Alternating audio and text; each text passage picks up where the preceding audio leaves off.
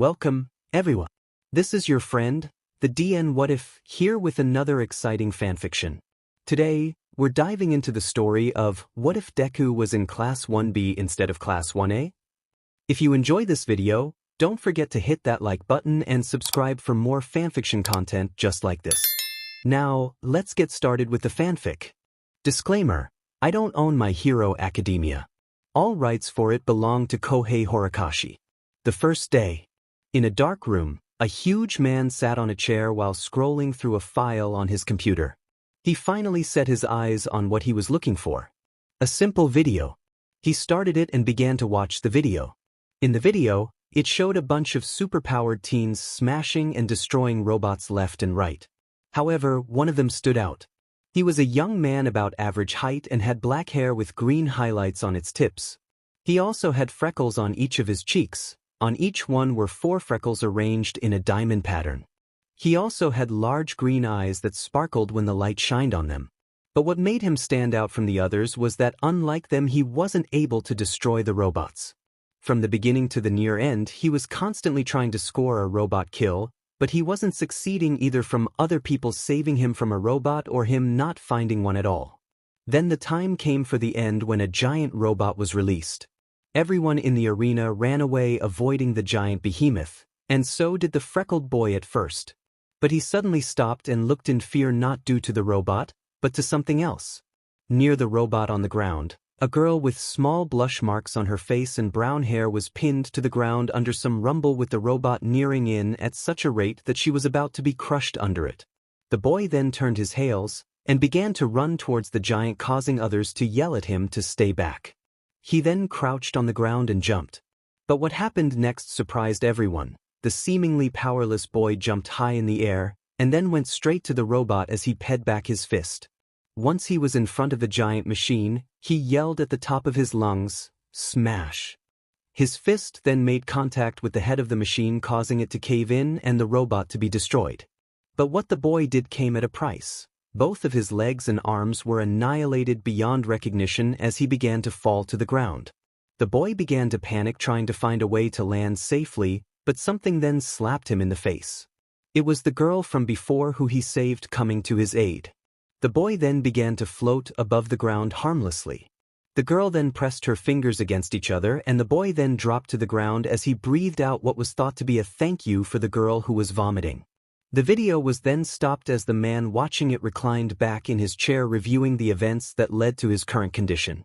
He then looked at a roster with 20 names. He began to look through them. As his eyes landed on the one he wanted, he began to rub his chin and he said, "Izuku Midoriya, you're quite the case, aren't you? You know, you can always expel him like I was planning to do before you threw a hissy fit and took him to your class instead." A gruffly voice came from behind him, causing the man to get startled a bit before turning to the source. "No, I won't," the man retorted. "I won't destroy a promising hero's future due to a simple problem that can be solved through hard work." "But he has no." "And you have?" The man cut him off. "Listen, you may govern your class like some god who deems everyone worthy or not, but I don't. I at least try to give my students the benefit of the doubt before outing them."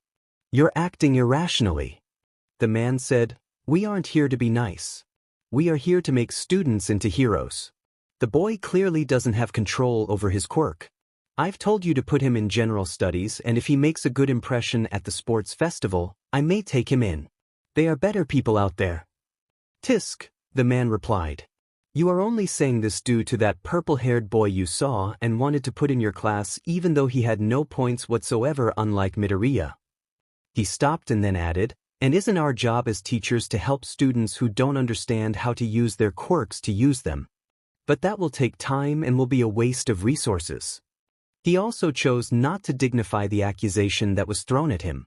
"For you, that might be true, but for me, it will be a good thing. I prefer to work with my students, not simply kick them out on the first day, because I want them to come here and already be the next All Might."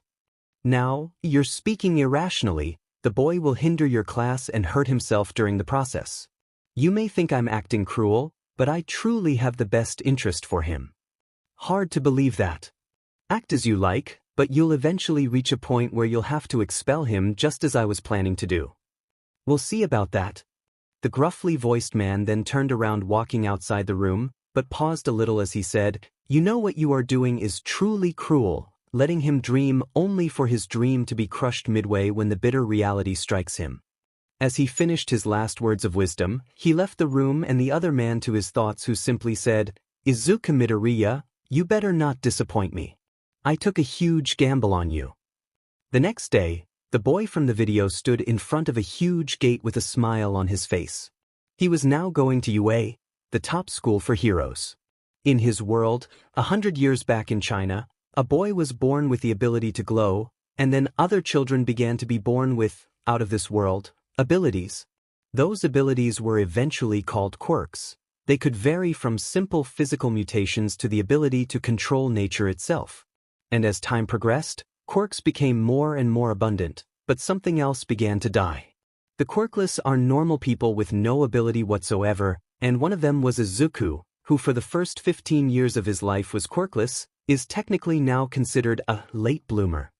The boy then remembered his idol's words in his acceptance later, "This is your hero academia." The boy smiled at the words. The entrance exam was truly an eye-opener for him to see how late he was truly from others.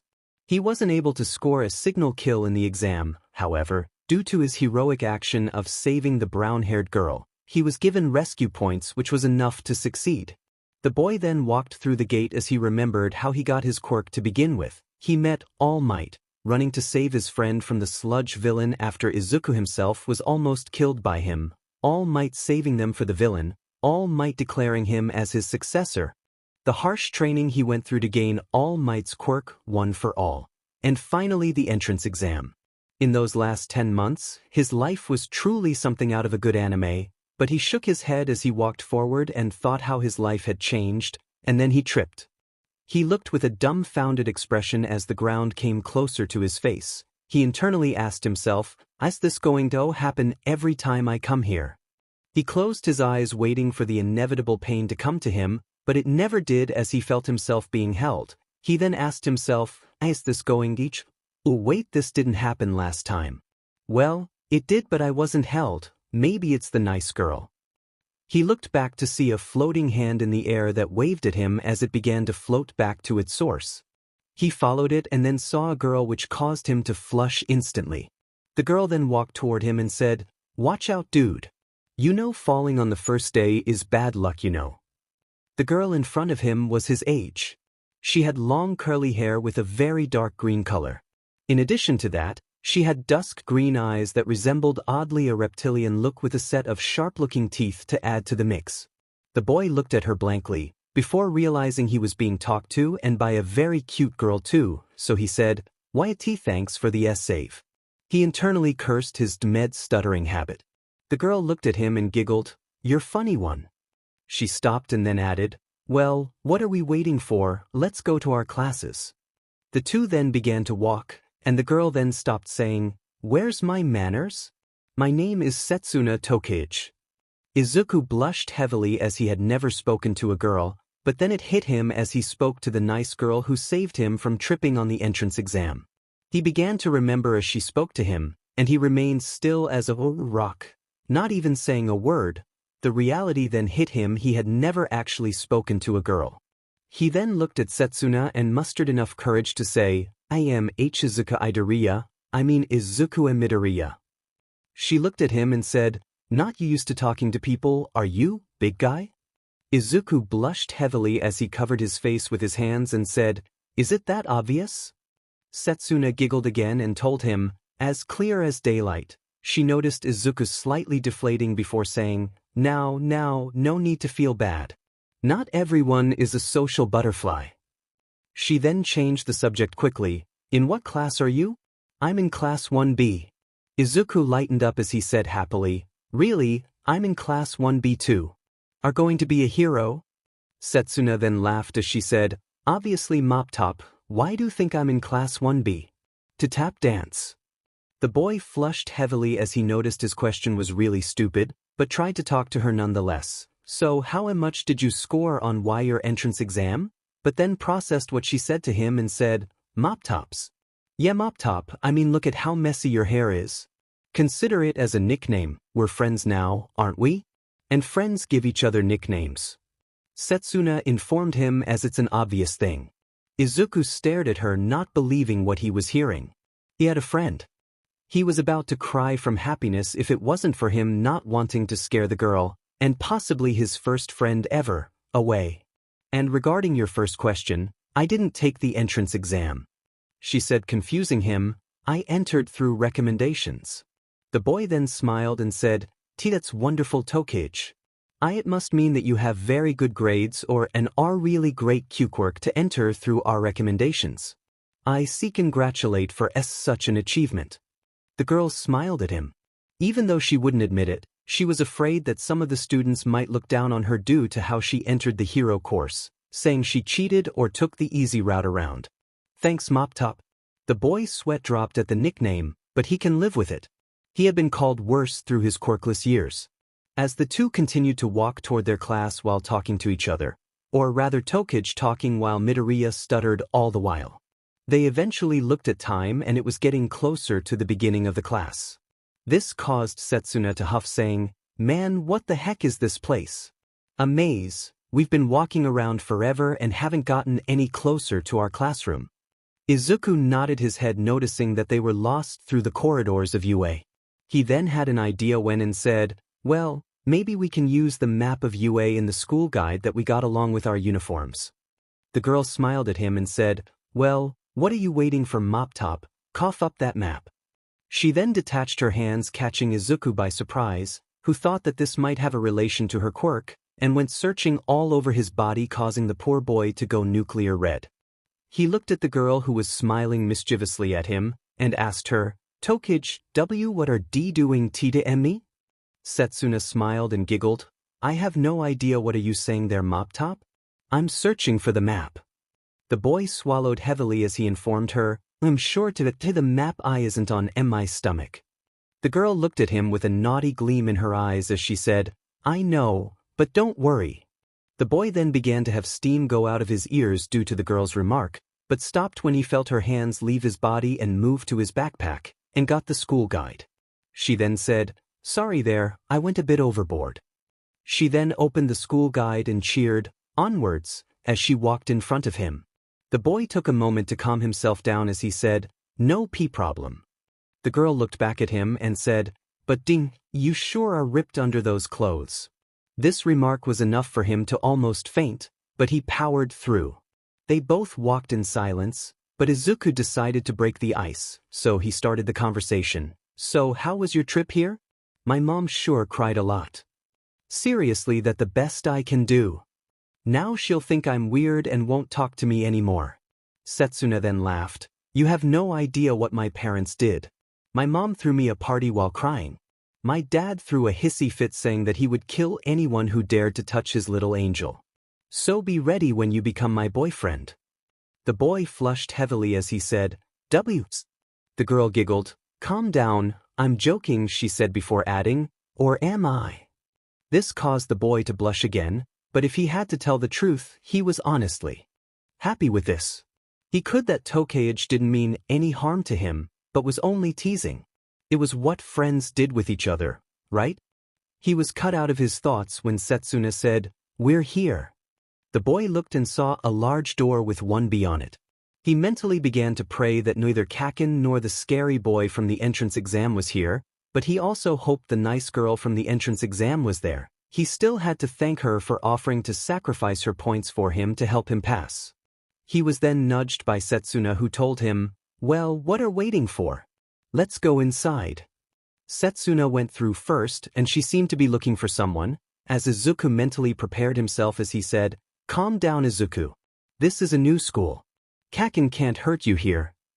He looked at the room and said to no one in particular, Well, here goes nothing.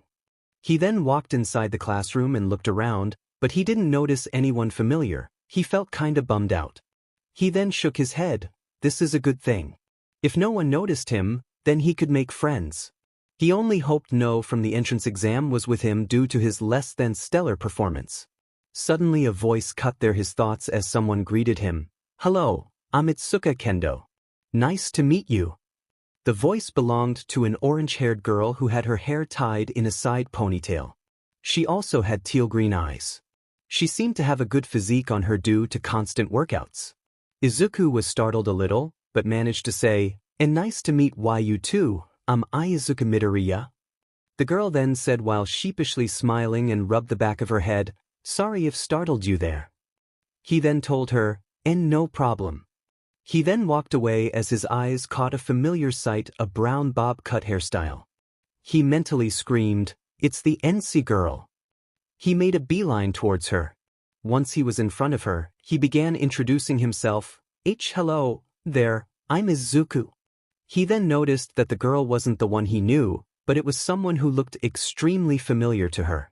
The girl looked at him through the bangs that covered her eyes with curiosity, and something else, fear maybe. She then asked him, "Are talking Tita and me?"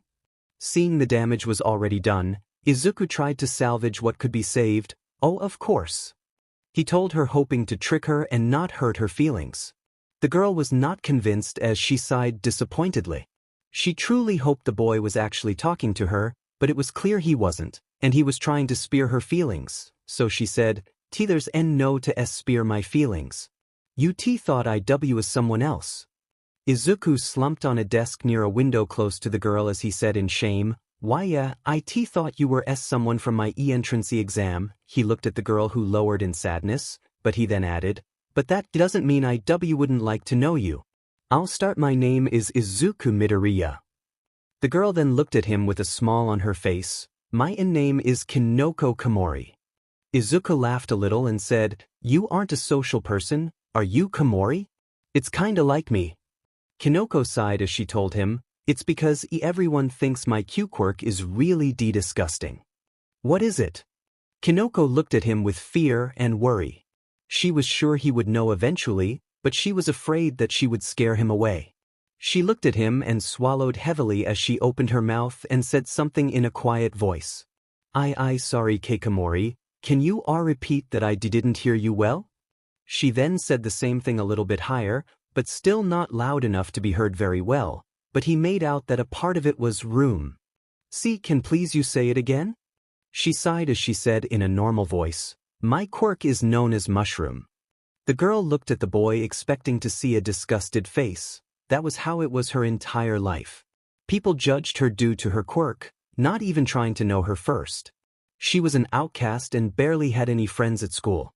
But what she found was something different on his face. It was curiosity. And then he began to ask her questions nonstop.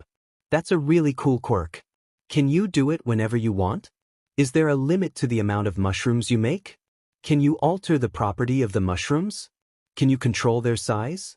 Is there a range for them to appear in? Does the weather affect the mushrooms? Do they grow instantly or do they need a while to grow?" Izuku continued to fire questions at an amazing rate while the girl watched in awe, someone interested in her quirk. Kinoko was shocked at how many questions were being thrown at her. She made sure she didn't use her quirk accidentally to cause the boy into his current state. But at the same time, she felt flattered that the boy was genuinely excited about her quirk. It brought a smile to her face, but she then noticed the boy going blue from the lack of breathing. Midoriya, I think you should breathe. You don't look too good." The boy was snapped out of his muttering spree as he looked at the girl. He then blushed heavily as he realized what he was doing and quickly apologized. "Sorry, I didn't mean to look creepy, but I'm really like analyzing quirks." Kinoko laughed softly as she told him, "And no harm done, Midoriya." Both sat in comfortable silence for a moment, before an idea popped into Midoriya popped head as he asked Kinoko, "Hey, Komori, how were you able to defeat the robots in the entrance exam?" The girl took a thinking position before answering, "I just spread my mushrooms all across the robots' bodies, causing them to malfunction and fail." The boy looked at her and nodded his head, unconsciously saving this little bit of information to later on. Suddenly, a loud yell caused both teens to jump in fear as a boy approached Izuku yelling, "Hello, are you Izuku Midoriya?" The boy was taller than Izuku. He had silver hair and weirdly shaped eyebrows. He also had sharpened teeth. Izuku's fight or flight kicked in, or rather his answer quickly to avoid a beating instinct kicked in. He looked at the boy with discomfort as he answered, readying himself for the worst, which is a beat down on the first day of school. Why, that's me. The boy looked him up and down before speaking once more. I'm Tetsu Tetsu Tetsu Tet. He was then silenced by a floating fist to the head. Both Izuku and Kinoko looked and saw Setsuna come to the boy and grab him by the ear. She then proceeded to yank his ear, causing him to yell out in pain as he begged for. Didn't I specifically tell you to tone it down while you're speaking to him? Setsuna asked the boy, who looked like a defeated puppy. I know, he said as the girl yanked his ear even harder. Geez, I'm sorry, all right. I didn't mean to scare him. I told you he was a bit jumpy, so why didn't you listen the first time? She said as she finally released him. He then began to rub his ear with a pouty look on his face. He muttered something under his breath that the startled duo didn't hear, but Setsuna heard and blushed a little from what he said. The boy then looked at Izuku and said, I'm sorry if I startled you there, but I mean no harm. He raised his arms in the air as a signal of peace. He then added, Setsuna told me about this new guy she met, so I just wanted to meet you. Sorry if I came off a little bit extreme or intense. Izuku sighed in relief as the situation was cleared. He waved his hands and said, no problem. No harm done. He then added, as you already know, my name is Izuku Midoriya. Yours is Tetsu Tetsu Tetsu Tetsu? Yes, the boy exclaimed loudly, only for him to get bonked on the head again for Setsuna, who was standing near him. The boy once apologized for Izuku, before noticing the girl's presence. And who are you? The girl in question blushed at the inquiry, but said in a quiet voice, I'm Keikinoko Komori. The boy nodded his head and then said, well, you know who I am. As for the queen of reptiles over here, he said while pointing a finger at Setsuna, she's a friend, Setsuna Tokage. It's nice to meet both of you, Kinoko said in a shy voice. However, the resident lizard lady had a playful gleam in her eyes as she looked at Kinoko and Izuku. Tetsu noticed the gleam and shivered as he knew nothing come out of it. Setsuna then went and laid herself on Izuku, saying, Izuku, how could you do this? First day of school and you already found a new girl. Was I not good enough? Kinoko looked at Izuku with surprise as she tried to comprehend what she heard. The green-haired boy now was a blushing mess, because a girl was pressing her body against his. He also steamed due to Setsuna's accusation. Tokage, what are you saying? We aren't L like that. W just met T today. Not yet, the girl whispered to him as she took a seat behind him. Tetsu then sat in front of him and whispered to him, don't worry, you'll eventually get used to it. I sure did. Thanks, Tetsu. Just call me Tetsu. My name's kind of my mouthful. Yeah, right. So are you guys a couple or not? Kinoko asked, not understanding the situation anymore. Izuku blushed heavily as he waved his arms back and forth. What? No. He was then interrupted by the class door opening and revealing a very huge man entering the room. The man had a very muscular build to him. He wore a red suit with a gauntlet that had a tube connected to his back. He also had a small scar on his face. He had white hair and sharp teeth. Izuku recognized him on the spot. He was the blood hero, Vlad King. He wasn't particularly a well-known hero, but he was a hero nonetheless. Izuku bounced excitedly in his chair as the pro stood in front of his desk and introduced himself. Hello, class. My Sekijiro Ken, better known as the blood hero, Vlad King. From now on, I'll be your homeroom teacher, so I'll be addressed as Ken-sensei. Are there any questions? No, Ken-sensei. The entire class said. Good, now I expect that our relationship for the next 3 years will be built on respect. I'm not going to be some kind of totalitarian teacher who enslaves his class. However, I do expect you to treat me with respect and don't cross certain limits or there will be consequences. Any questions now?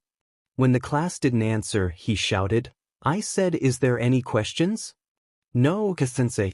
Good, now that's out of the way. I want everyone to come here when I call your name. I want to introduce yourself, your quirk, and what hobbies you have to build a better sense of familiarity between the students. He saw the entire class nodding their heads, so he picked up a roster and said, Yui Kodai. A girl with dark hair shaped in a bob cut style came up front. She had blue eyes, but her most striking feature was her expressionless face. I'm Yui Kodai. My quirk is called size. I alter the size of the things I touch with my fingers, and the effect wears off when I press both hands together. I like to read manga and watch anime. She then went to her seat as another name was called out, Senkaibara. Meanwhile, Izuku was having a field day as he was writing down his classmates' quirks. They were all awesome, and he wished he could ask them about them more, but it could wait for later events. Now his primary mission was to survive day 1 without ending at the infirmary. Recovery Girl made it clear she would whack him if he ended there again. He looked at his notebook and continued to write as he began to mutter. At first, nobody noticed that he was muttering because he was keeping it down. Eventually, he became to grow louder as he wrote down the information. This caused his 3 neighbors to look at him in concern. So Tetsu asked in a quiet voice, "Is he okay?" Kinoko answered, "I think so. From what he told me, this is a common occurrence." She then walked out of her seat as her name was called out. Izuku was now in the zone when he heard a voice yell out his name, Izuku Midoriya. The boy jumped and shouted, "Yes, Ken-sensei. It's your turn, come and introduce yourself." The boy rubbed the back of his head and walked forward to where all the class could see him. He heard a couple of snickers along the way and he sighed. It was nothing new, so he would eventually get used to it. Hello, my name is Izuku Midoriya. And my quirk is called, Izuku. Being the person, he has thought long and hard about the name for his quirk since its true nature was a secret, inner energy manipulation. It allows to augment my strength and speed. He was cut off by a shout. Today, stutter, we're not planning to die here while you talk. Izuku looked down before Vlad shouted, "Be quiet, Kamakiri." He then looked at Izuku and said, "Proceed, Midoriya." My hobbies are watching Hero V videos, and writing Quirk A analysis. Izuku finished. So, you are like a stalker, who's watching people to know their quirks? The boy from before said, eliciting a few laughs. His name was Tagaru Kamakiri. He had a bug-like appearance with yellowish skin. He also had 2 mandibles coming out of his mouth. His fluffy green hair was styled in mohawk style. Izuku looked down in sadness. This wasn't the first time his hobby was insulted, but it still felt bad. Then a voice came up. I think Sir Midoriya's hobby is rather impressive, and should be complimented rather than insulted. In a hero's work, it would be beneficial if we had an idea about the villain's quirks rather than being taken by surprise. It's an important skill. Izuku, shocked that this particular thing was being complimented, looked at the voice. It was a boy who resembled a beast. His name was Juroda Shishida. No one asked you for your opinion, Bigfoot. Tagaru shot back. You know, Shishida is right. The ability to know your enemy's quirk is a good thing and can help a pro limit the battle time and keep public damage to a bare minimum if he already had an idea about the villain's weakness. He then looked at Tagaru. Kamakiri, keep up the wisecracks, and you'll end up expelled faster than you can produce your blades. The bug boy merely scoffed at him before lowering his head. Vlad then looked at Izuku and said, Midoriya, go back to your seat. And Ibra Shiozaki, come up next. However, something didn't fit well with Vlad. It was Izuku. He thought the boy would have his personality all over the place due to his strong quirk. However, he was the opposite, meek, scared, and fearful, but Vlad was determined to make a good pro out of him. As the introductions were finished, Vlad looked at his class and said, Students, for now, we'll go to the opening ceremony and listen to the principal's speech. Then after that we'll have a test. The entire class groaned as the test was mentioned. However, Izuku was worried that if it was some type of quirk test he would come dead last since he didn't have decent control or any control for that on One for All. He sighed as students exited the classroom and went to the opening ceremony. He was accompanied by Kinoko, Tetsu, and Setsuna, who all sat beside him. Tetsu then noticed something off. Hey guys, aren't we a class short? He said, pointing to 20 empty seats near them. Yeah, I heard that their teacher is super strict and took them to some test right now, Kinoko explained. Well, this isn't our problem, Setsuna said as she sat back on her chair. Izuku was lost in his own thoughts, only hoping that the test wasn't a quirk test, not even thinking about what was happening. The principal then came along and gave a speech making a few announcements, such as a new mysterious teacher which Izuku knew who he was, and Yue's plan to enforce a new dormitory system in perhaps the next year or the second semester. When he finished, everyone was excused, as Vlad announced, "All right, maggots, go and get in your gym uniforms. It's time for the Quirk apprehension test." Everyone cheered excitedly except Izuku, who sighed sadly knowing he was going to fail this test. Noticing his foul mood, Setsuna asked him, "What's the matter, Green Bean?"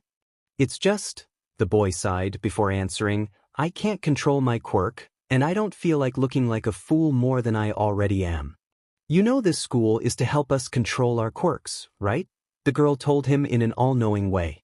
The boy laughed before replying, "I know, but it's just, how can I be like All Might if I can't control my quirk?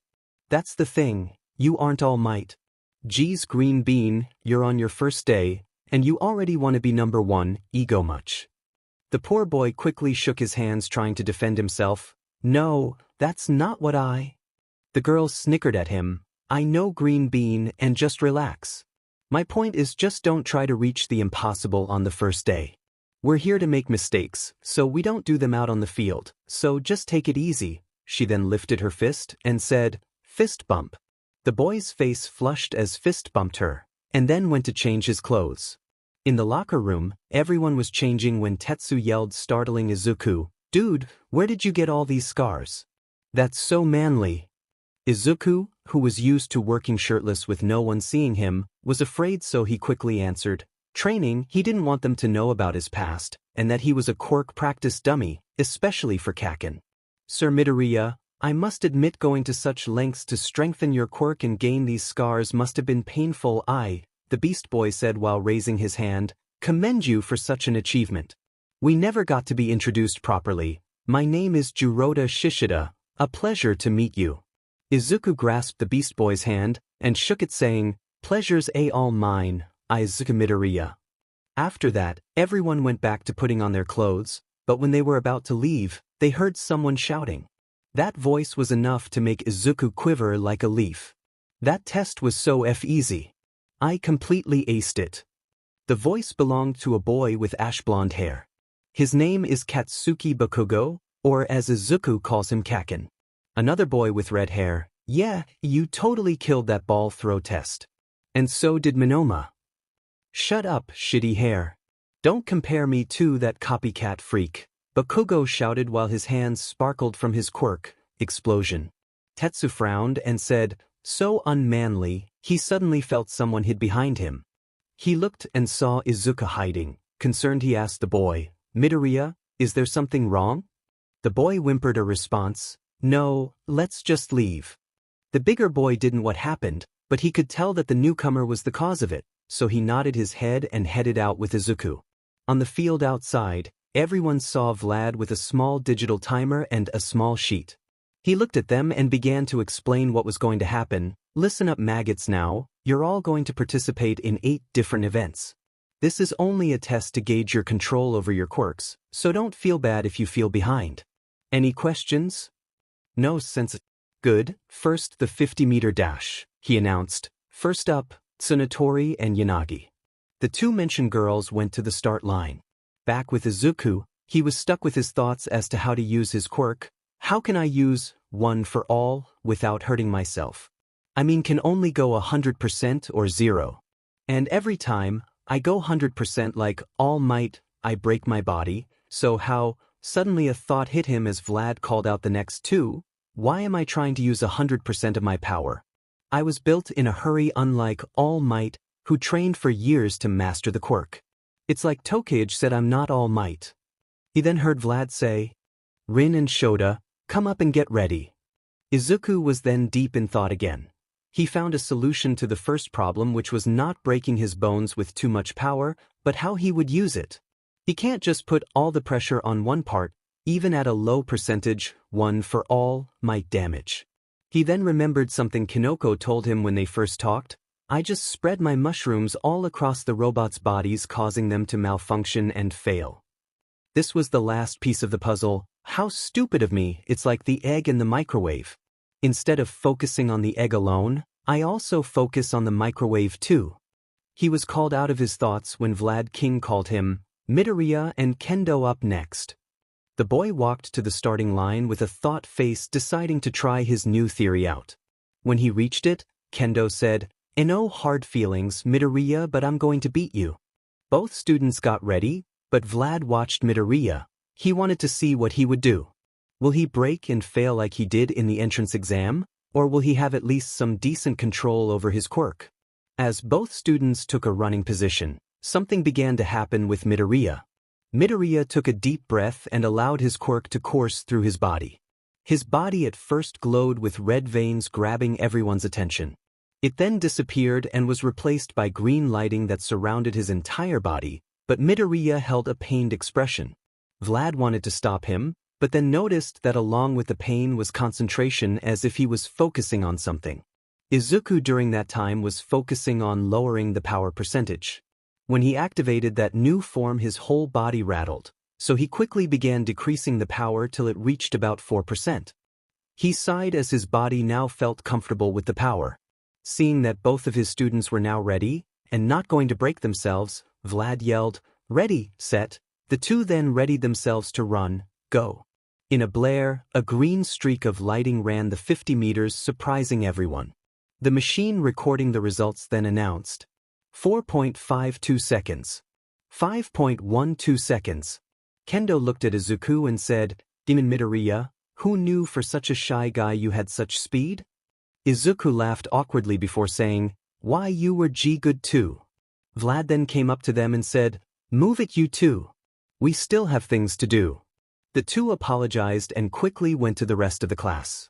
However, unknown to them, Vlad was happy. Izuku Midoriya, who Eraserhead his college deemed with no potential whatsoever, had just proved him wrong. "In your face, Eraser, I told you he only needs time to control it," Vlad said to himself. Now then came the grip strength test. Most of the people did average on it.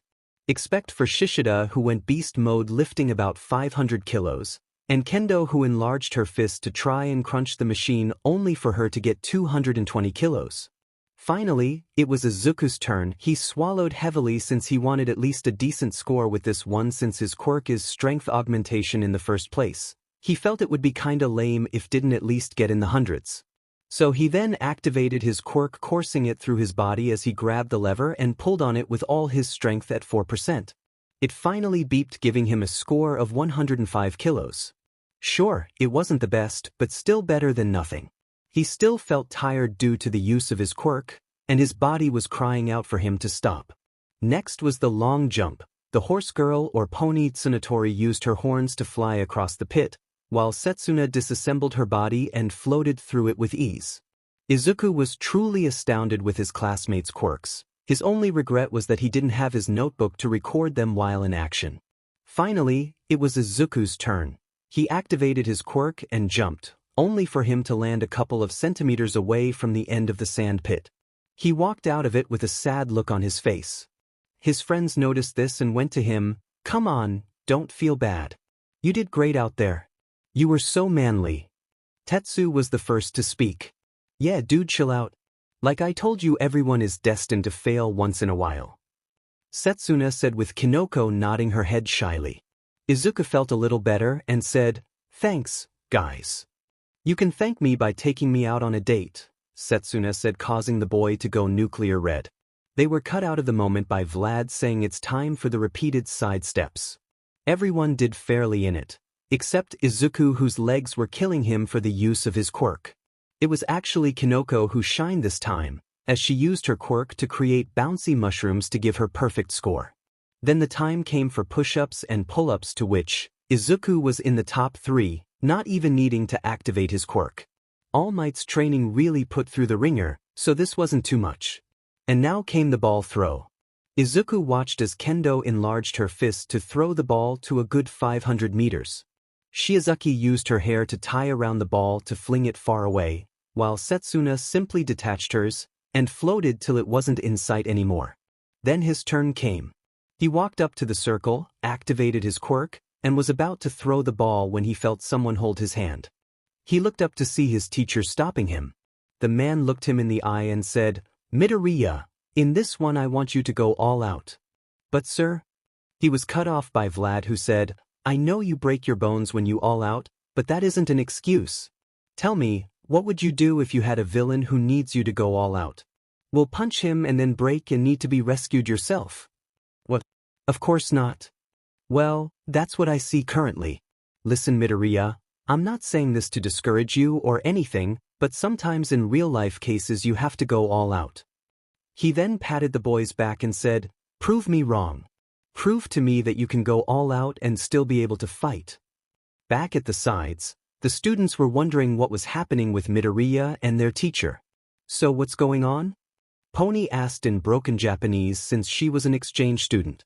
I don't know, but I think Vlad-sensei is encouraging Midoriya to do his best, Kendo answered while scratching her head. Setsuna then looked at Vlad retreating away and smiled. She then said to Tetsu, Midoriya is about to do something awesome. The boy looked confused but nodded. Back at the circle, Izuku was processing Vlad's words. I know he's right that sometimes I have to go all out, but how can I do it without injuring myself too much? Izuku thought as he looked at his hand, and an idea popped. It may be crazy, but it may work. He then stood and took a deep breath as he activated his quirk and readied himself to throw the ball. Vlad watched with interest what Midoriya was going to do. What he did today was a great improvement, however, he needed to see him also at his best.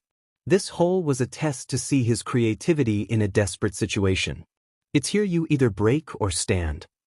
Midoriya then aimed the ball and began to throw. I have to throw the ball while also maintaining my ability to fight, so the best thing I could is, he thought as he now channeled the energy to his middle finger. Channel everything I have to the last point of contact. He then yelled at the top of his lungs, smash. The wind the hit created caused some to stumble back while others watched with awe. The only person who had a different reaction was Setsuna, who was laughing all the way. Vlad looked at the dust cloud, which formed around Izuku, with a proud look as it cleared. It revealed Izuku holding his middle finger, which was bruised and definitely broken, as he told his teacher, Sensei, you see this, I went all out and can still fight. Around the corner of the field, All Might poked his head as he looked at his successor and asked himself one question. Young Midoriya, when did you become so cool? No one can escape his past. Sensei, you see this, I went all out and I'm still able to fight, Izuku exclaimed, as he lifted his fist with his middle finger definitely broken and clutched it. His face was stretched into a smile with tears threatening to fall, but he didn't show any pain, which was most likely due to the adrenaline rush. Vlad nodded his head in approval as he said with a smirk, Midoriya. 705.3 meters. He then walked over to the boy and said, Midoriya, do you think you can continue, or do you need to go to Recovery Girl's office? The boy looked at his finger. It was broken, bruised, and most importantly an unhealthy shade of purple. Against his better judgment, Izuku said, I think I can still go. Vlad gave him a skeptical look but nodded. All right then, next up, Shirhai Kurwaro. But when Izuku left, Vlad added, I can't wait for the sports festival to rub this in Eraser's face. Midoriya returned to his class as the boy who was called passed by him with a scowl. He could tell why the boy was upset, because his quirk, which allowed him to merge with black-colored objects, didn't do him any good here. The boy stood there for a moment trying to control the pain that just caught up with him when he was overwhelmed by his classmates asking him many questions. Tetsu first jumped at him and said, Man, that was so manly. You threw the ball so far away. How strong are you? The boy blushed at what he perceived as a compliment. Setsuna then came up and said, Dude, that was so awesome. You totally killed it. She then hugged him on purpose, knowing she would get a hilarious reaction out of him. And on cue the boy had steam coming out of his ears and nose. When the girl let go, he tried to regain his composure, when he felt a small tap on his shoulder. He turned and found Kinoko holding a small mushroom. She then said, Eat this. He raised an eyebrow, remembering how he got his quirk. The memory alone caused shivers to run down his spine. She then added, It's a painkiller mushroom. I can see that you're in pain, and this one will numb the pain for a bit. The boy smiled at the girl and said, Thanks, Komori. The girl blushed and said, You're welcome. On the side, A certain orange-haired girl was watching the boy with great interest. He had such huge power and it made her wonder in a match between them who would win, his strength or her skills. She also had a couple of questions she needed to ask him right now. Midoriya, can I ask you a question? The boy looked confused at Izuku and nodded his head. Sure, what do you want to know? How does your quirk work? She asked straight and direct. She was never for beating around the bush. Well, it just gives me super. Izuku said, only to be cut off by Setsuna, who said, Listen, Green Bean, we heard that part, but we want to hear the mechanism of your quirk. How does it work in the first place? Izuku looked at her as he began thinking about an answer. He knew from his idol that his quirk crystallizes energy and stores it, allowing the user to access it. So it could be considered a battery of pure energy. Izuku looked at her and said, Well, my quirk is kinda like an internal battery that I use once I tap into it. The energy then flows through my body, giving me super strength and speed. Kendo looked satisfied with this answer, but asked another, So that was your full strength? Well, not really. The boy answered. Silence filled the air as everyone looked at him amazed until Toguro decided to break it and said, How that wasn't your full strength? Well, Vlad-sensei wanted me to use my quirk at full strength while also keeping my ability to fight, so the best solution was to only use one finger. That also cost me some distance. The boy explained. Toguro scoffed. No matter, I'll crush you, stutter. This caused Izuku to shiver at the hostility the boy was emitting. Did I do something to anger him? Izuku asked, getting confused looks. The bug boy had it out for him from the very start without a reason. He sighed. He was used to Kaken, so he could get used to Kamakiri. At least, he won't beat him. Setsuna then asked him, Say, Green Bean, didn't you say that you didn't have much control over your quirk? How come you controlled so well today? She remembered their conversation before going to change their clothes, and what he said. Izuku answered her, Well, it was thanks to you and Kinoko. The girls looked at him and said, Us? Yeah, at first when I was using my quirk, I always went 100% trying to be like All Might, but Tokage reminded me that I'm not him, so I lowered the power percentage. And then I remembered how Komori defeated the robots in the entrance exam by spreading her mushrooms all over their bodies, so I decided to try the same thing with my quirk on my body. The boy answered, and then bowed to the girls and said, Thanks. Kinoko blushed, while Setsuna laughed at him and said, Don't mention it, Green Bean. What are friends for? Suddenly Vlad yelled, Come on, maggots, we still have 3 tests to complete. Next was the flexibility test, which Izuku did decent on given that his finger was broken. Was followed by seated toe touch, which he also did decently. It was then followed by the endurance run. It took about 15 minutes for half of the class to give out. And a couple more for another 5 to throw in the towel. The remaining 5 were Kendo, Izuku, Toguro, Pony, and Shishida. Pony looked at them and said in English, I can go for weeks. My quirk gives me the natural advantage. Izuku replied to her in the same language, My quirk kinda helps out too. The girl's eyes widened in delight as she said, You know English. The boy nodded as the girl smiled happily, saying, Finally, someone I could talk to. The boy understood where Pony was coming from. Being a foreigner must be hard for her, and having someone who can understand her could help her greatly. Maybe he should give her a couple of lessons in Japanese. It then took a couple of more minutes for the remaining 5 to throw in the tower, with Izuku being third, Shishida second, and Pony first. Now, they all stood in front of Vlad, who was calculating the results. He looked at them and said, Here are the results. Midoriya looked for his name and was awed. He was in the 5th position. He wanted to cry, but he didn't want to look like some crybaby in front of his friends. Vlad then said, Now regarding the results, those tests only showed your skill with your quirk, and some were at a disadvantage, not able to use their quirks at all. For all of you to know, these tests don't define who you are.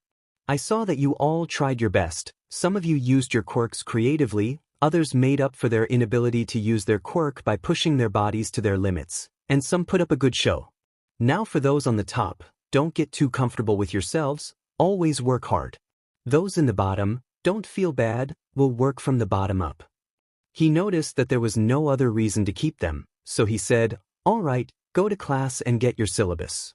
He then turned to Midoriya and said, Midoriya, go to Recovery Girl's office, here's a slip. The man handed him a small piece of paper. The boy then went away, as others cleared the training ground.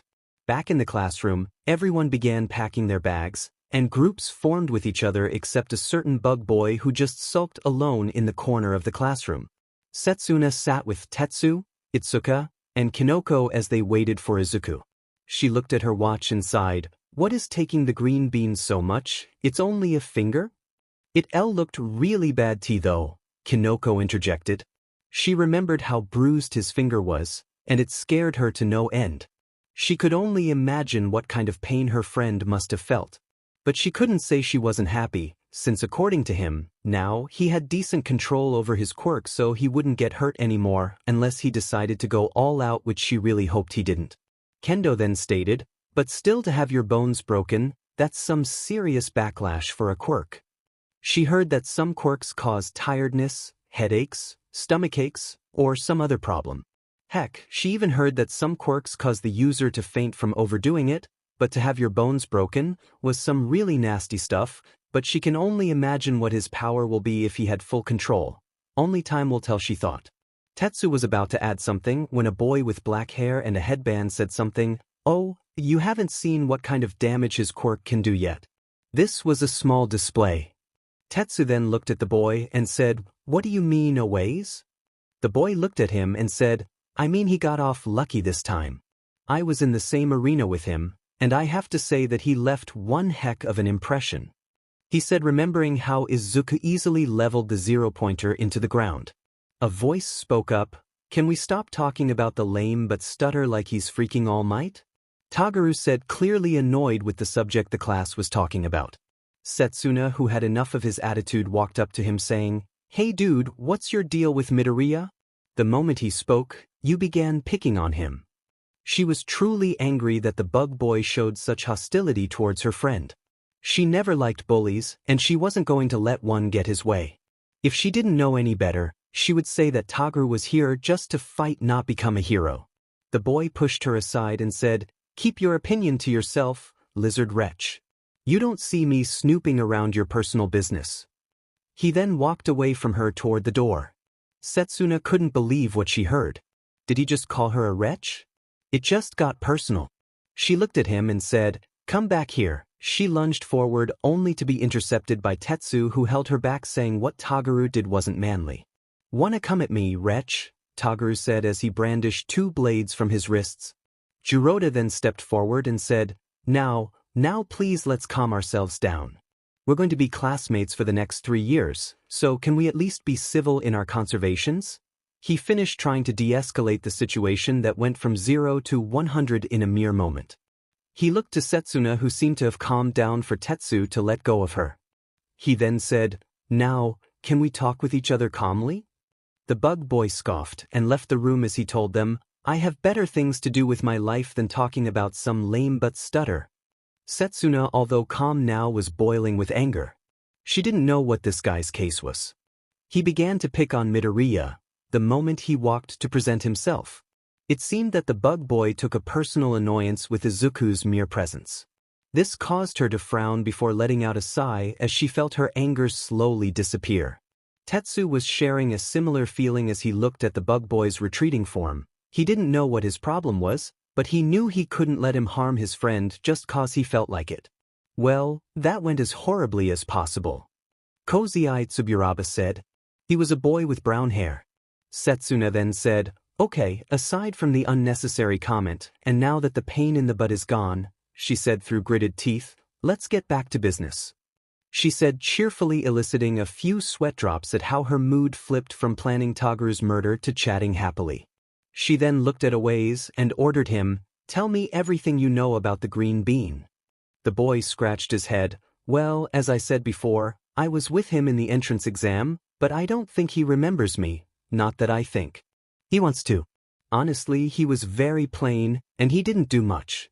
Hell, he couldn't even destroy any robots. He had to be saved every time he tried to. This caused confusion to envelop the class. The main question was how a person with a strength quirk wasn't able to fight robots. He should have torn right through them.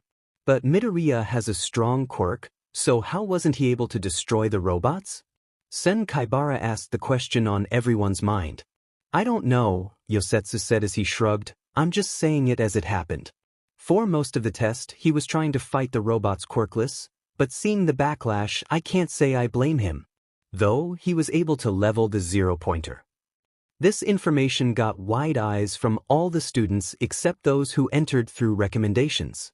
Juzo Hananuki then asked, the what? Juzo was a male with sandy blonde hair. But his most striking feature was his face, which resembled that of a skeleton since he had no lips or visible nose. Everyone looked at him, and Manga Fukudashi showed through his thought bubble a phrase that said, it's a giant robot. Huh, Setsuna said, but then asked, can you guys please explain what the zero-pointer is? No problem, Lady Tokage. You see, the zero-pointer is a giant robot about 7 stories high. We were told that it was an obstacle that we should avoid at all costs, and seeing it in person I know why. Jiroda explained. And yet the green bean still went against it. Man, he's full of surprises. Setsuna said, imagining Midoriya defeating the huge robot. Yeah, but why did he do something so unnecessary?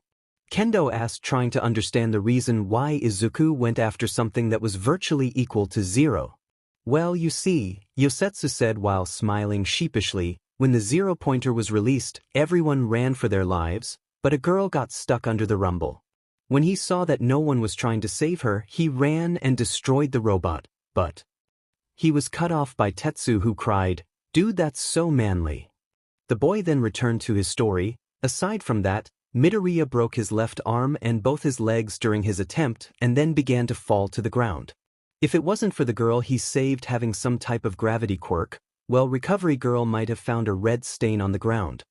The last remark earned him a punch to the head from Setsuna, who felt very uncomfortable at the idea of one of her friends dying. Don't say that like you're talking about the weather, Setsuna demanded. Hey, I just said it as I saw it. The boy complained as he rubbed the assaulted spot. But still, that was so manly and it was really cool of him, Tetsu said. Now, he wanted to go around against Midoriya to see how much he could hold out against people with strength-augmenting quirks. No, the hell it's not, Kendo interjected while neck-chopping the teen. Hey, what was that for? The boy asked as he rubbed his neck. For thinking what he did was cool. Can you even imagine the amount of pain he was feeling? Kendo scolded the boy because she didn't want him to go around fighting Midoriya, making the latter break his bones. Not that he would in the first place, but just in case. But this raises a different question. Why did he break his bones? Reiko Yanagi, the resident ghost girl, asked. Well, he told us that he didn't have good control over it, but we didn't think it was that bad. The way the rubber band says it makes it sound like he never used it before. Setsuna said. Well, maybe he didn't, Kinoko said, shocking everyone. Looking at the shocked looks, she quickly explained, maybe he wasn't able to control it well when he was young, so he never actually used it till the entrance exam. Everyone nodded at the logic. Broken bones could make anyone shy away from using their quirk if it meant saving them from intense pain. Well, anyway, we won't have to worry about him breaking his bones anymore, Itsuka said. Who you won't have to worry about? Izuku asked as he entered the room, startling Kendo, who quickly replied, no one. He wanted to say more, but he shrugged. He then asked his friends if they were ready to leave and they all nodded their heads, so he packed his stuff and left the classroom with the others, leaving the rest of his classmates to their thoughts. In front of the gates of UA, the 5 friends walked together as they all left for their homes, so Tetsu said, man, today was amazing. I mean, I can't believe I'm at UA. He then lifted his arms up and down cheering till Setsuna smacked the back of his head because he was making a scene. Kinoko piped up next, I know, right? The girl then looked at the ground with a sad face, though I feel like I don't belong here. Kendo then looked at her with concern, why would you think like that? Kinoko sighed, I mean, I don't have a flashy quirk like Izuku, or a strong one like you, Setsuna, or Tetsu. It feels like I'm here on a fluke, or that I'm cheating and taking someone else's place that is better suited for the hero course. All of them looked at her with concern. Self-doubt is one of man's greatest enemies, and it seemed to them that their friend had a lot of self-doubts that may be due to bullying because of her quirk. Izuku then remembered his conservation with all might when he received his quirk. Back then, he felt like he was cheating since his power wasn't originally his, but All Might assured him that this power was now his. So he said with a smile, "You deserve it, Komori. You managed to pass the entrance exam even though your quirk wasn't suited for combative purposes. In addition, you don't need a flashy quirk to make it into the hero course. Your quirk is great as it is. It's very versatile. I mean, if I can be in the hero course, then so can you." The girl looked at him with tears in her eyes as she sniffed, "Thank you." The others smiled at Izuku's encouraging words for Kinoko. But then Izuku said, "But I do get that feeling sometimes, but I never let it hold me down because I have expectations to live up to." This quirked Setsuna's interest, so she inquired, "What do you mean, string bean?" "I mean, for most of my life no one ever believed in my dream of becoming a hero, but one day someone did. I just hope that I live up to his expectations." He finished as he looked into the distance with a thoughtful look. All of his friends looked at him with awe and newfound respect, but at the same time with worry, seeing how much he carried on his shoulders. Tetsu first spoke as he wiped some tears. "Man, Midoriya, you're so manly. That's so awesome of you to carry such a responsibility." He saw the passion that Izuku's words held when he spoke about his dream. It was truly inspiring. "Wow, Midoriya." Kendo looked at the boy with newfound respect. She understood his words and where he was coming from. Like him, no one truly believed in her dream of becoming a hero. They always said that her quirk wasn't useful and always put her down. Only her parents believed in her dreams. Her father trained her in martial arts and helped her find her own style of fighting. That's really inspiring. Kinoko looked down to the ground as she thought about Midoriya's words. She always wanted to be a hero. She had a good life, but from the looks of it and how Midoriya spoke, it seems he didn't, or at least had it rough from the get-go. She was filled with a new determination to follow her dreams. Wow, that's so cool. Setsuna couldn't help but feel that Midoriya might be the purest person she ever met, and he deserved the title of hero more than anyone, but she whacked him on the head, causing him to yelp in pain. The other three looked at her in shock as if she lost her marbles. "Listen, Midoriya, what you said is truly inspiring and all, but you need to chill out. For goodness sake, you're a first year and I only met you, and I can still see you holding the heaviest set of responsibilities on your shoulders. You need to relax, or you won't be able to make it past the first semester, let alone the first year." If only she knew about one for all, he thought, but he then added, "But I have to be a great hero to make him proud." "If he truly believes in you, he would be proud either way," Setsuna told him. The boy lamented on her words. He remembered how All Might told him how proud he was when he made it into UA, or when he was able to finish cleaning the beach. He smiled and said, "Thanks, Tokage, I'll take your words to heart. I'll try to see chill out." The girl then patted him back as she said, "Great for you, String Bean." The boy looked at her and said, "What happened to Mop Top or Green Bean?" The girl chuckled as she said, "I didn't like them that much." But then she asked him, "But I have to ask you something, why did you take so long at recovery, girl?"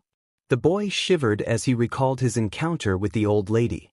Let's just say that he didn't know old people's canes can be so painful. "She tends to take her time."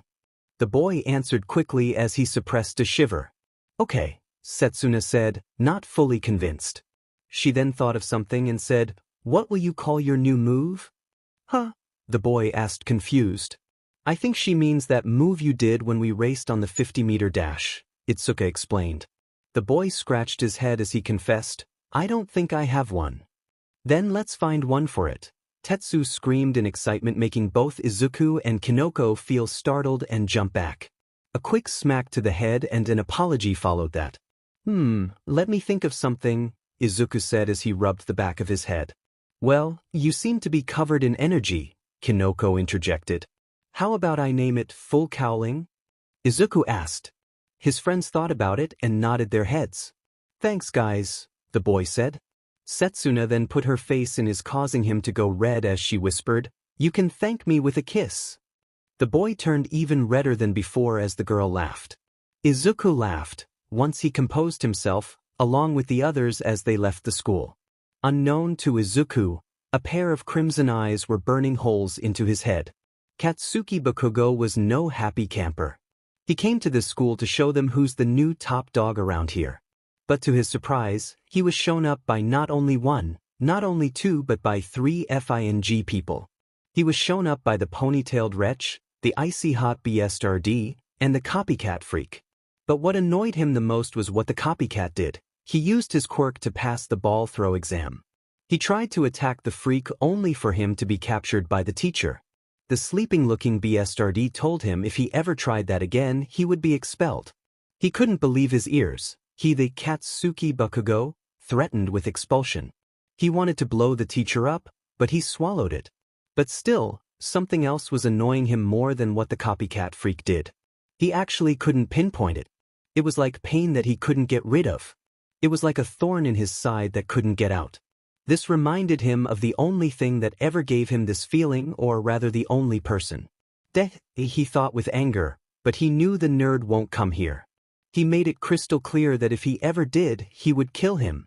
But he couldn't shake that feeling that accompanied the boy. It only increased when he arrived at the changing rooms after the exam. It was only a moment, but he actually saw a patch of green hair go out of the room with a sliver-haired boy. He wanted to attack him but held himself back since that demed nerd isn't the only person alive with green hair. He was so deep in thought he didn't notice a girl walk up to him. "Hey Bakugo, what are thinking about?" The boy's instincts kicked in as he turned and was about to blow her up only for him to stop as he saw the source of the voice. "Round face, never creep on me like that again." The girl then puffed her cheeks as she said, "Well, if I didn't do that, you might have slept at school," she said as she turned to walk away, but stopped saying, "And my name is Ochako Uraraka." The boy scoffed as he said, "Whatever, round face." She then walked out to the blue-haired boy who was waiting for her. Bakugo called him a knockoff Sonic due to his quirk being related to speed, but he will settle for 4 eyes cause it isn't a mouthful like the last one. He walked out of the classroom only to be greeted by shitty hair smiling like a moron at him. He sighed as he walked away from him. "What do you want, shitty hair?"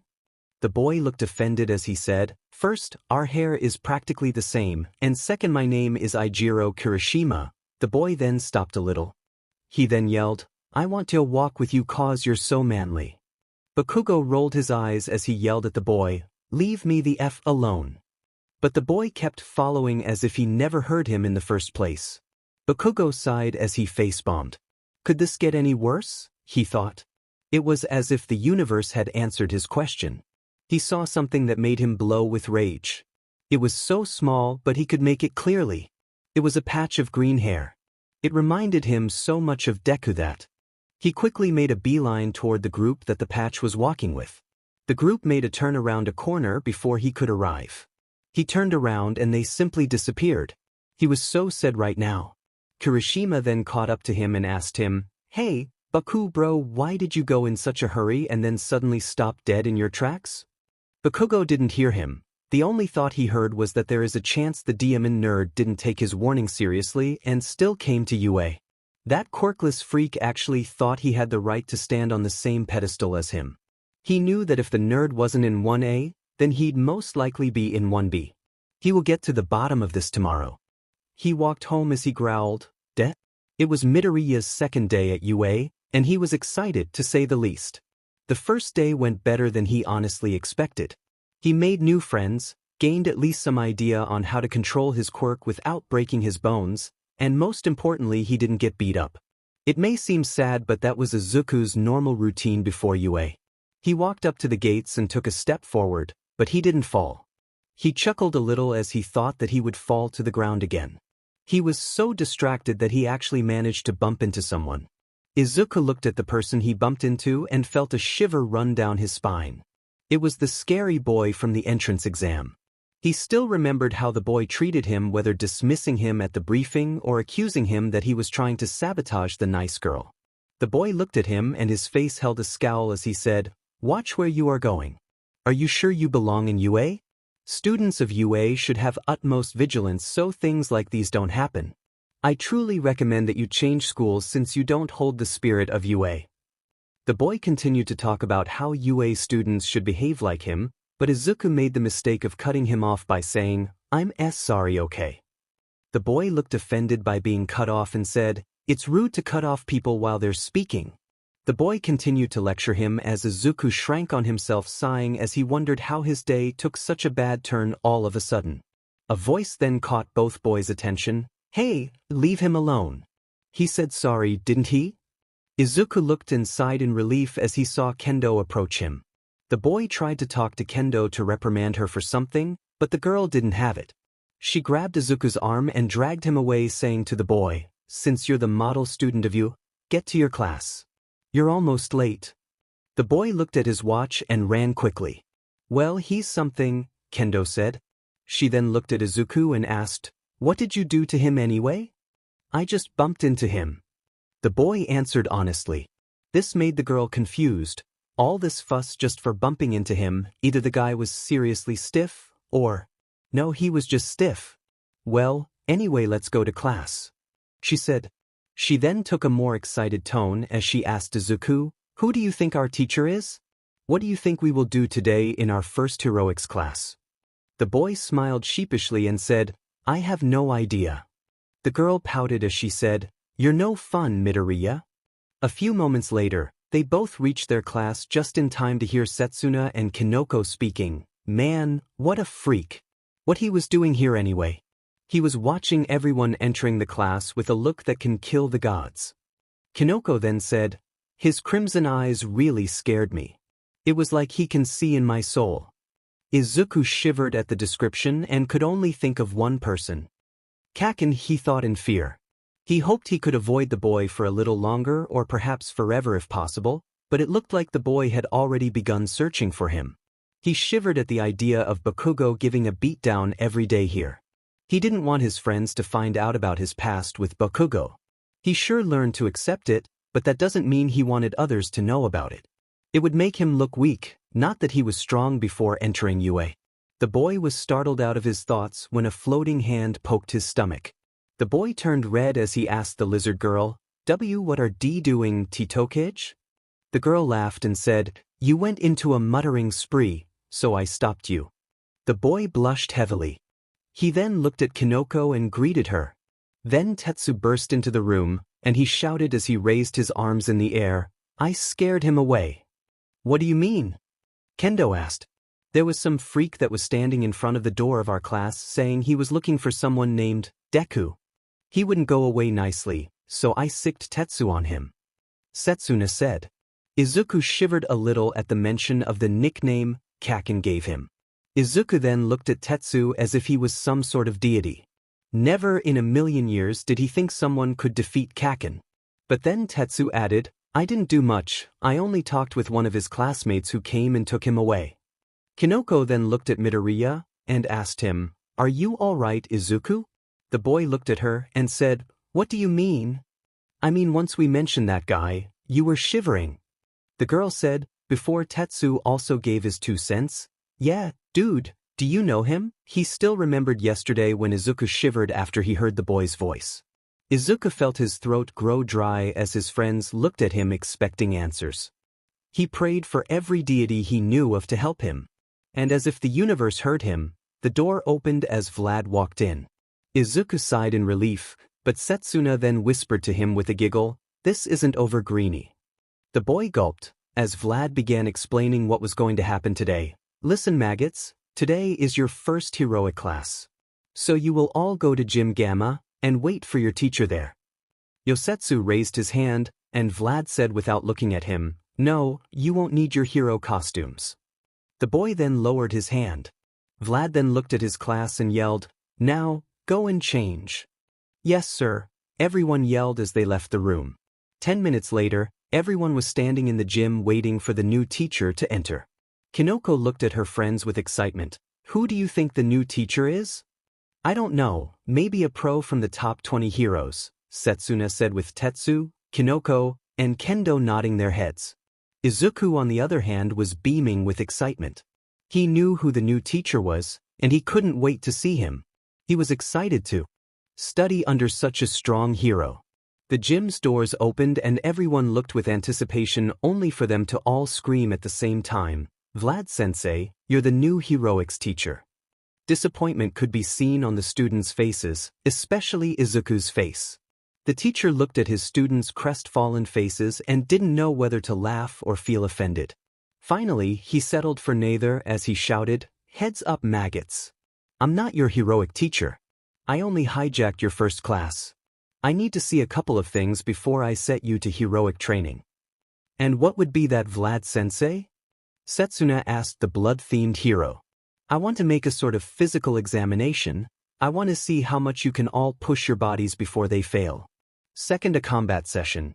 Quirkless style first, then a small one with quirks, the matches he had already been set. And finally, a quirk showcase. Ibra then raised her hand. After she saw a nod from her teacher, she asked him, "Vlad-sensei, didn't we yesterday tell each other our quirks, so why a quirk showcase?" Vlad nodded at her logic. She wasn't wrong, but she also wasn't right. "You're right, Shiozaki, but what you did yesterday was the equivalent of just giving the title of a presentation. I want you all during the quirk showcase to give as many details as possible about your quirk. This will help you later on when you're partnered with each other. It will make you work smoothly as a team." He stopped and then asked, "Does that answer your question?" The vine-haired girl nodded her head and then lowered her hand.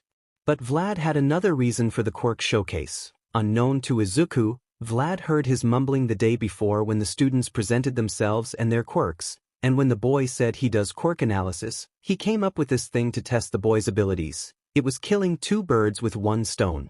He then said, "All right, everyone, drop and start doing push-ups till your hands give out." The students looked at him as if he joking before he yelled, "What are you waiting for? The last one to start will have to do my paperwork after school." Not wanting that fate to befall them, everyone dropped to the ground, and all the students did their best. The first to throw the towel was Manga, followed closely by Kinoko, and so on till there were only Kendo, Tetsu, Toguru, and Izuku doing them. The green-haired boy looked at the others, and they seemed that they were not going to stop anytime soon. 10 more minutes and only Izuku and Kendo were doing push-ups. The girl looked at him and said, "You're quite strong, Midoriya." "Thanks, you too." 2 more minutes later, both students fell to the ground tired and exhausted. Setsuna then came and said, "You seem like you're both enjoying this way too much."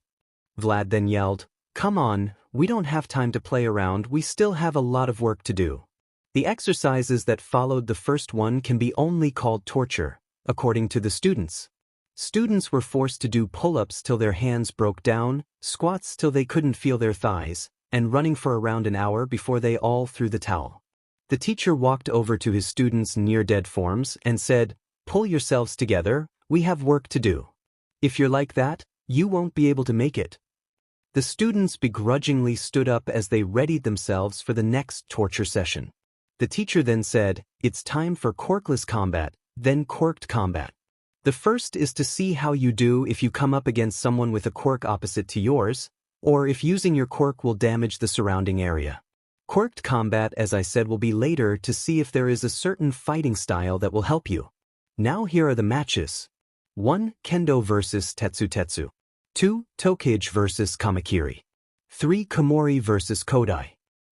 10. Midoriya vs. Shoda. Both boys looked at each other. Izuku looked at the mentioned boy. He was a short boy about his height or a little shorter.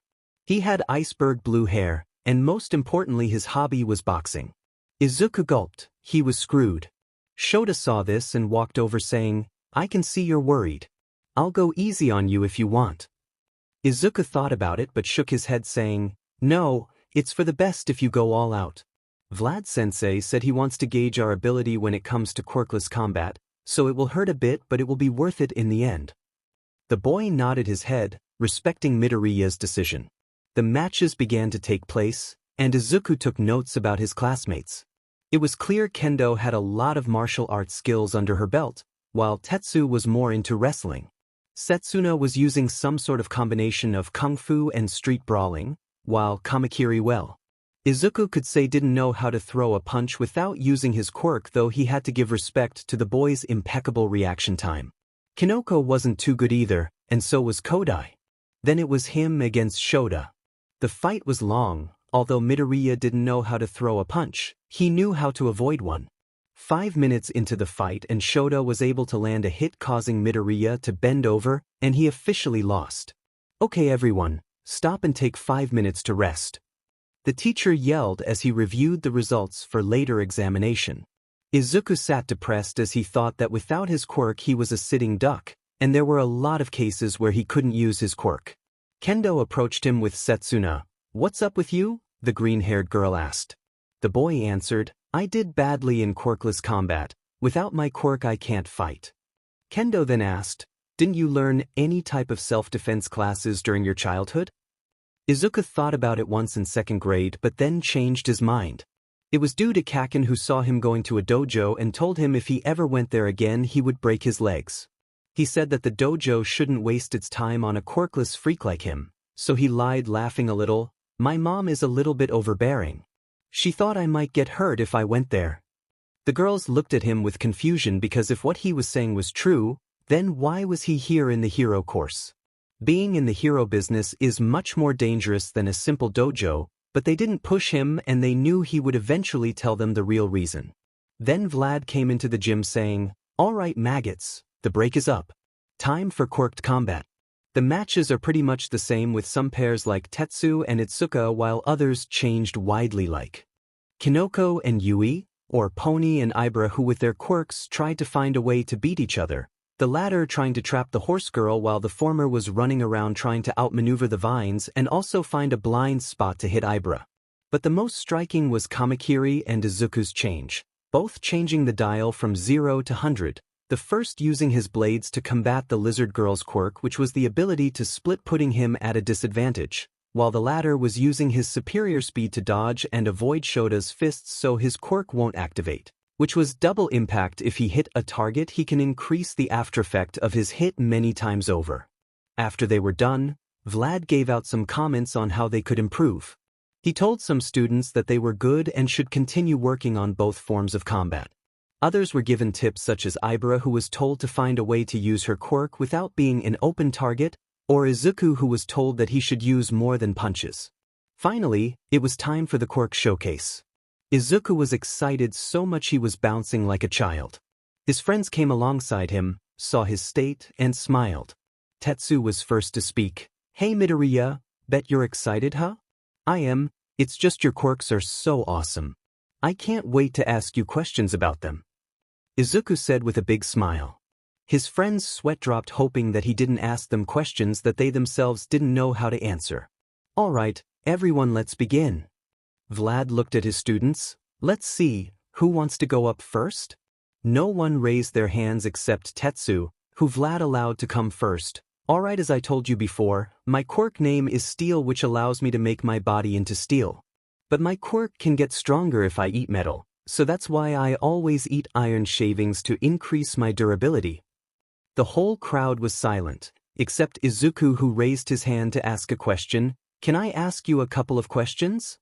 "Sure, go ahead," the steel boy said. "Can you apply it on parts of your body, or does it always have to be on your entire body? You said you eat iron shavings to increase durability. Did you try to eat anything else? How does the steel appear? Does your body take the iron in your blood to make it like steel, or is it natural? Does your speed get affected by the steel coating or not?" The boy looked at him, gaping as he tried to comprehend the questions. Once he got a hold of them, he answered, "I never tried to do that. No, I don't eat other metals, but tell me after this what that would do." "Yeah, I think so, since if I use it for too long I get iron fatigue." "Yeah, I think so." Everyone looked at Izuku, who was writing furiously in his notebook, and one question could be heard. "Where did he get the notebook in the first place?" The boy looked at Tetsu and explained, "Well, my theory is that if you eat metals other than iron, it may allow to change your metal form temporary from steel to another form of metal. As for your speed, I suggest learning how to change from quirk form to your base form quickly. That way, if you were on a mission, you could switch forms easily, giving you both strength and speed." Tetsu was dumbfounded. Izuku just broke down his quirk and gave him ideas he didn't think of himself. He went back to the class thinking he should ask the boy for more tips if he had some. Vlad was impressed, to say the least. The boy had talent when it came to quirk analysis. Maybe he should ask him for some input. The class went on with Izuku usually asking questions about everyone's quirks. It was now Kamakiri's turn and he walked up to the center and said, "Look here at the next number 1 hero's quirk. My quirk is Blade and it gives me the ability to produce blades."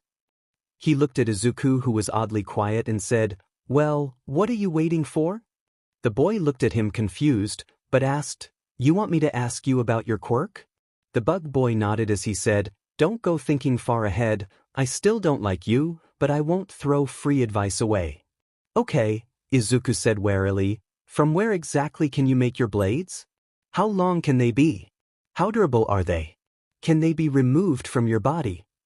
The bug boy thought a little before he answered, "I can make them from everywhere. A couple of centimeters, I think. I think I can't cut rock and stone. They make them dull. I never tried that." Well, if you can emit them from everywhere, you should try and focus on fighting style oriented around your wrists and palms. Maybe take some swordsman lessons to sharpen your abilities. As for the rocks and stones, I think you should keep trying till they eventually become strong enough to tear through them." Toguru looked at the boy, before nodding his head. This was some good advice. Even he wasn't that arrogant to say it wasn't. Midoriya may stutter, but he still has an edge to him, the bug boy thought. Finally, it was Izuku's turn, who was the last person to speak. He walked and said, "Well, as IT told you, my quirk is inner energy manipulation, which allows me to enhance my speed and strength. It kinda acts like a B battery unit which I tap into and use the stored energy inside it. There's nothing much about it." Setsuna then raised her hand for a question. Once the boy nodded, she asked, "Hey Greenie, you asked about everyone's quirk, so it's fair I ask a question about yours. Where does the stored energy come from?" Everyone looked and nodded after Izuku basically dissected the biology of Itsuka's quirk a while back. They wondered if he could dissect his. The boy remembered the cover story he made for this situation. It may reveal a part of his past that he was comfortable talking about, to some extent at least, but better than revealing one for all. "Well, you see, most might think my quirk is an enhancement type, but it isn't?" The class looked at him confused while Kendo asked, "It isn't?" "No, not really. My quirk is a stockpile quirk, which means it needs to store energy. I have a theory as to where the energy comes from, but..." He stopped till Vlad said, "What are you waiting for? Tell us." The man stopped for a moment before adding, "If you are comfortable sharing that with us." "Well, you see, the energy needed to accumulate slowly over time, so at first I wasn't able to use it. No, scratch that, I didn't even know I had a quirk. I think when I trained my body enough, in addition to the former condition being met, I was able to activate it for the first time at the entrance exam." Everyone looked at him, dumbfounded, till Tetsu said, "So you're basically saying you were quirkless most of your life, till the entrance exam?" "Yeah, pretty much." Izuku said that in a nonchalant way that made his friends think, how could he be so calm about this? "Wait, hold on, when did you actually activate your quirk?" Setsuna asked. The boy smiled sheepishly and said, "When I wrecked the zero-pointer, it was the first time I ever used it." "So wait, you ran to that hulking thing without a quirk?" Kendo asked, dumbfounded. "Yeah, I mean, no one was saving the girl and that robot was going to run through her. I had to help her.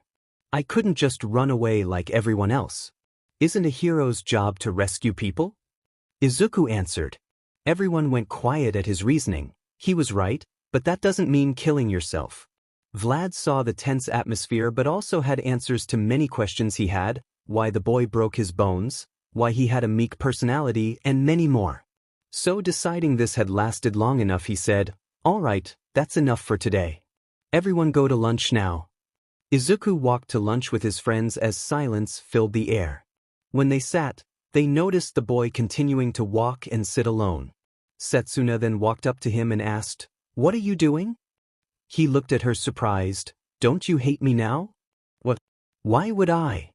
"Well, I told you I was quirkless," he said as he looked down. It didn't take a genius to know right here to know that Izuku was bullied during his childhood because of his said condition. Greenie, quirkless or not, that doesn't make you less of a human. "Now come on, let's go eat with our friends," she told the boy as she walked with him to their table. His friends looked at him with worry, but Itsuka was the first to talk. "Midoriya, did we do something to upset you?" He was about to answer, but the lizard girl beat him to it. This knucklehead thought that we hate him because he told us that he was quirkless. The other three looked offended, but Kinoko spoke first. Izuku would never hate for something that isn't your fault. Yeah, quirkless or quirked doesn't change the fact that you are our friend, Itsuka added. Yeah, I also think you were so manly coming to the entrance exam quirkless.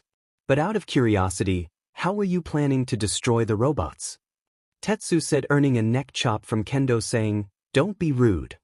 They all looked at Izuku, who was letting a few tears slip as he said, "Thank you for not hating me." The four then hugged him as a sign of their care, but then Izuku looked at Tetsu and said, "Regarding your question, I had no idea." "Really?" Kendo asked. She didn't want to judge him, but she couldn't help it. "Yeah," he started, but looking at it in hindsight, it was pretty dumb. I should have at last brought a staff. Well, it worked out, didn't it? Tetsu said. But Setsuna needed to ask one more thing. Just one question: if you didn't know that you had a quirk, and didn't bring a weapon to aid you, why did you try for the hero course? Wouldn't it have been much easier to get there through the sports festival for you? The others were also intrigued by her question. The boy then answered, "It's because I was quirkless I had to get through the entrance exam. Quirkless people are always treated like they're less than humans. I thought that if I got to the hero course through the entrance exam, it would break the stereotype that quirkless means useless." Everyone looked shocked at his answer, before Tetsu cried, "That's so manly." Setsuna looked at him and said, "Man, you're made of puppies. What's next? You volunteer at the orphanage. Or you're the one that cleaned the beach a while ago." Izuku laughed as he mentally said, "You have no idea." The other four joined him in laughing as they then continued to eat their lunch. Unknown to the boy, someone spotted him. Across the hall, a certain blonde hair was angry as he snarled, "Deku. Disclaimer, I don't own My Hero Academia. All rights for it belong to Kohei Horikoshi." An explosive encounter. After finishing the first hero class for the students of 1B, Vlad slowly walked to the teacher's lounge to cool his head off, while he contemplated the new information he just received about Izuku Midoriya. When he demanded the boy to be in his class, he thought he was going to deal with a boy whose ego was so inflated that it was the size of a huge mountain. He thought that the boy was so arrogant that he didn't even try to train his quirk, and his arrogance came back to bite him hard in the entrance exam. That was his worst option, but he honestly dealt with worse people than him because he could see that the boy's heart was in the right place when he saved the girl. The better option was that the boy had a hard time controlling his quirk, so that's why he didn't train it or had a good handle on it. He can sympathize with that given that his blood control was a tricky one, and no one ever thought he would be a hero, but he made it. It is hard nowadays to find a place to train your quirk except for government facilities which cost a fortune. Either way, he was determined to make a decent pro out of him. But imagine his shock when he first met the boy. His personality was meek, shy, and awkward. He would cower at the slightest loud sound as if it meant his doom. When Toguro cut him off in class instead of getting angry, he seemed rather docile and disappointed, perhaps as if he was expecting something different. When the quirk apprehension test happened, he expected the boy to be at the bottom of the totem pole, but he did amazingly well. This only helped to raise more questions for Vlad. If he had such good control over his quirk, why didn't he get villain points? If he was that good, he should have been the first on the entrance exam with no other competitor even managing to come near his score. It wasn't till today that he finally understood the real reason behind the anomaly, which is Izuku Midoriya. It wasn't due to arrogance or due to lack of control. The real reason was that the boy didn't even know that he had a quirk in the first place. His student lived his entire life believing he was quirkless only for it to manifest during the entrance exam in the most catastrophic of ways. But why during the entrance exam? He can only chuck it off to the adrenaline rush, and the situation he was put in that caused it to activate for the first time. This also tipped him off that his coworker who was responsible for looking up the files of the first 10 examinees didn't do it. "Lazy bum," he muttered. Under his breath. He wanted to yell at him, but he already won and had the grand prize delivered to him. He can still remember the argument that he had with Eraserhead over Izuku. The underground hero wanted to kick him out before he even saw him in action. It was a good thing he refused that and insisted that the boy will be in his class. Or else the worst could have happened with the boy trying to be a vigilante like many other of the underground hero students who he expelled wrongfully. He started to reminisce about the entire conversation he had with him and the other teachers when they decided the fate of the boy. After finally finalizing the results of the entrance exam and picking the 36 examinees who would be part of the hero course, he already had his share of the recommendation students. He took the girl with the splitting quirk and the boy with the softening one, while Eraser took the one with the dual ice and fire quirk and the girl with the creation quirk. First, Eraser chose to take the boy with the hardening quirk and the girl with the acid one, while Vlad chose the boy with the steel quirk and the boy with the blade quirk. Next, Eraser tried to snatch the girl with the hand enlargement quirk, but Vlad refused, saying that she would benefit from his class that mostly focused on technique rather than raw strength. The underground hero begrudgingly accepted it and snatched for himself the boy with the tail. Then came the boy with the quirk that allowed him to merge with black objects, which Vlad took much to Eraser's annoyance. The latter was mildly pleased when he took the invisible girl. The two homeroom teachers then divided two girls with quirks who had similar activation requirements, the gravity quirk for Eraser and the size quirk for Vlad. Then Vlad took the giant with the glue quirk and the boy with the wielding quirk, while Eraser took the ones with the tape and sticky ball quirk. How did that boy get in was beyond Vlad's understanding. Then it was followed by a heated discussion on who takes the girl with the vine quirk. It didn't end till Niza gave her to Vlad, who seemed victorious, while Eraser was given the girl with earphone jacks. Vlad then took the girls with the mushroom and telekinesis quirks, while Eraser took the girl with the frog quirk and the boy with the multiple arms. Eraser then demanded the boy with the sugar quirk, which Vlad accepted, taking for himself the boy who was using some kind of recoil impact quirk he thought initially. The boy with the beast quirk then went to Vlad, while the boy with the explosions went to Eraser, much to Vlad's relief. A character like him in his class will definitely cause problems.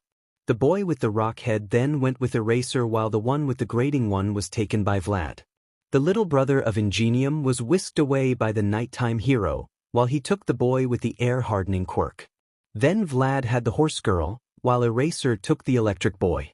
This process went on for at least 2 hours before being finally left with two names. 1 Izuku Midoriya. 2 Nito Monoma. There was a moment of silence while Vlad looked at Monoma's quirk. He was ready to fight tooth and bone for him in order to get the boy and put him in his class. His quirk was copy, and he would most likely be an underground hero with that, so he needed the technique that Vlad offered for all of his students. But then the unexpected happened. "I'll take Midoriya," Eraser said. Under normal circumstances, Vlad would have been happy he got the student that he wanted, but something felt wrong here. It was that Eraser picked Midoriya willingly without him being forced to, when a kid with a quirk that was underground worthy was presented in front of him. And given Midoriya's performance, he felt Eraser wouldn't want him, given that he usually avoided people who he nicknamed problem children. Interest overtook Vlad as he asked, "Why do you want Midoriya?" "You usually avoid people like him as if they were the plague, and I usually get them." The insomniac hero smiled a creepy grin that nothing good could come out of it as he said, "You caught me." Vlad raised an eyebrow and said as he crossed his arms, "What are you planning?" "Simple, I will expel him the moment I walk into the room. He has no place here," the underground hero said with zero hesitation. Present Mike then said as he put his hand on Aizawa's shoulder, "Come on Shota, aren't being a little cruel toward the little listener? You usually give your problem children a chance to prove themselves before you make the decision." He knew his friend wanted the best for his students, but this was borderline cruel. Expelling him before he even had the first class was too much. At least last year, he gave the entire class he expelled a chance to get to the field before giving them the kick. Midnight then said, "Yeah, at least let him take the apprehension test. You don't know, maybe he will have some control till then."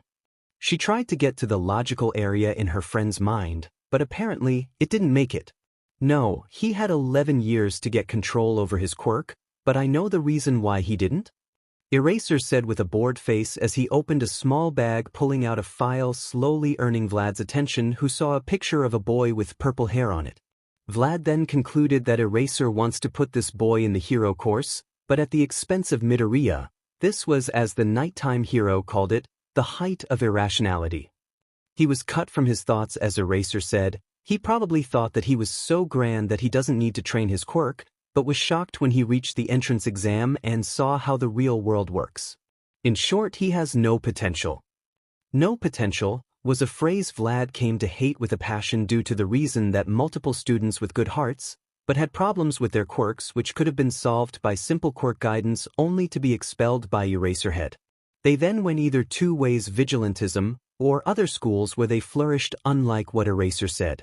Ectoplasm then said, "You being too harsh here, maybe the boy has a hard time controlling it. Does his file say anything that could give us an idea as to why he can't control it?" Like Eraser, he was a teacher who depended on logic. However, he still gave others the benefit of the doubt. If the boy had a hard-to-control quirk, he should have quirk counseling which could help him. It was there for a reason. Eraser then said, "I personally looked at the files and gathered the information myself. And from what I saw, he has no reason to control it."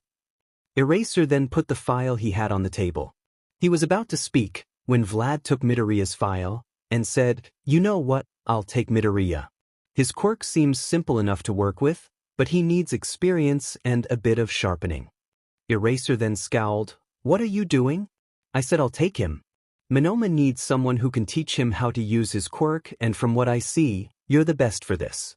Vlad scoffed. He knew that Eraser was buttering him up. He heard how the nighttime hero always accused him of coddling his students, not being tough enough with them, even though with the amount of torture he actually put them through, a couple of students actually dropped out.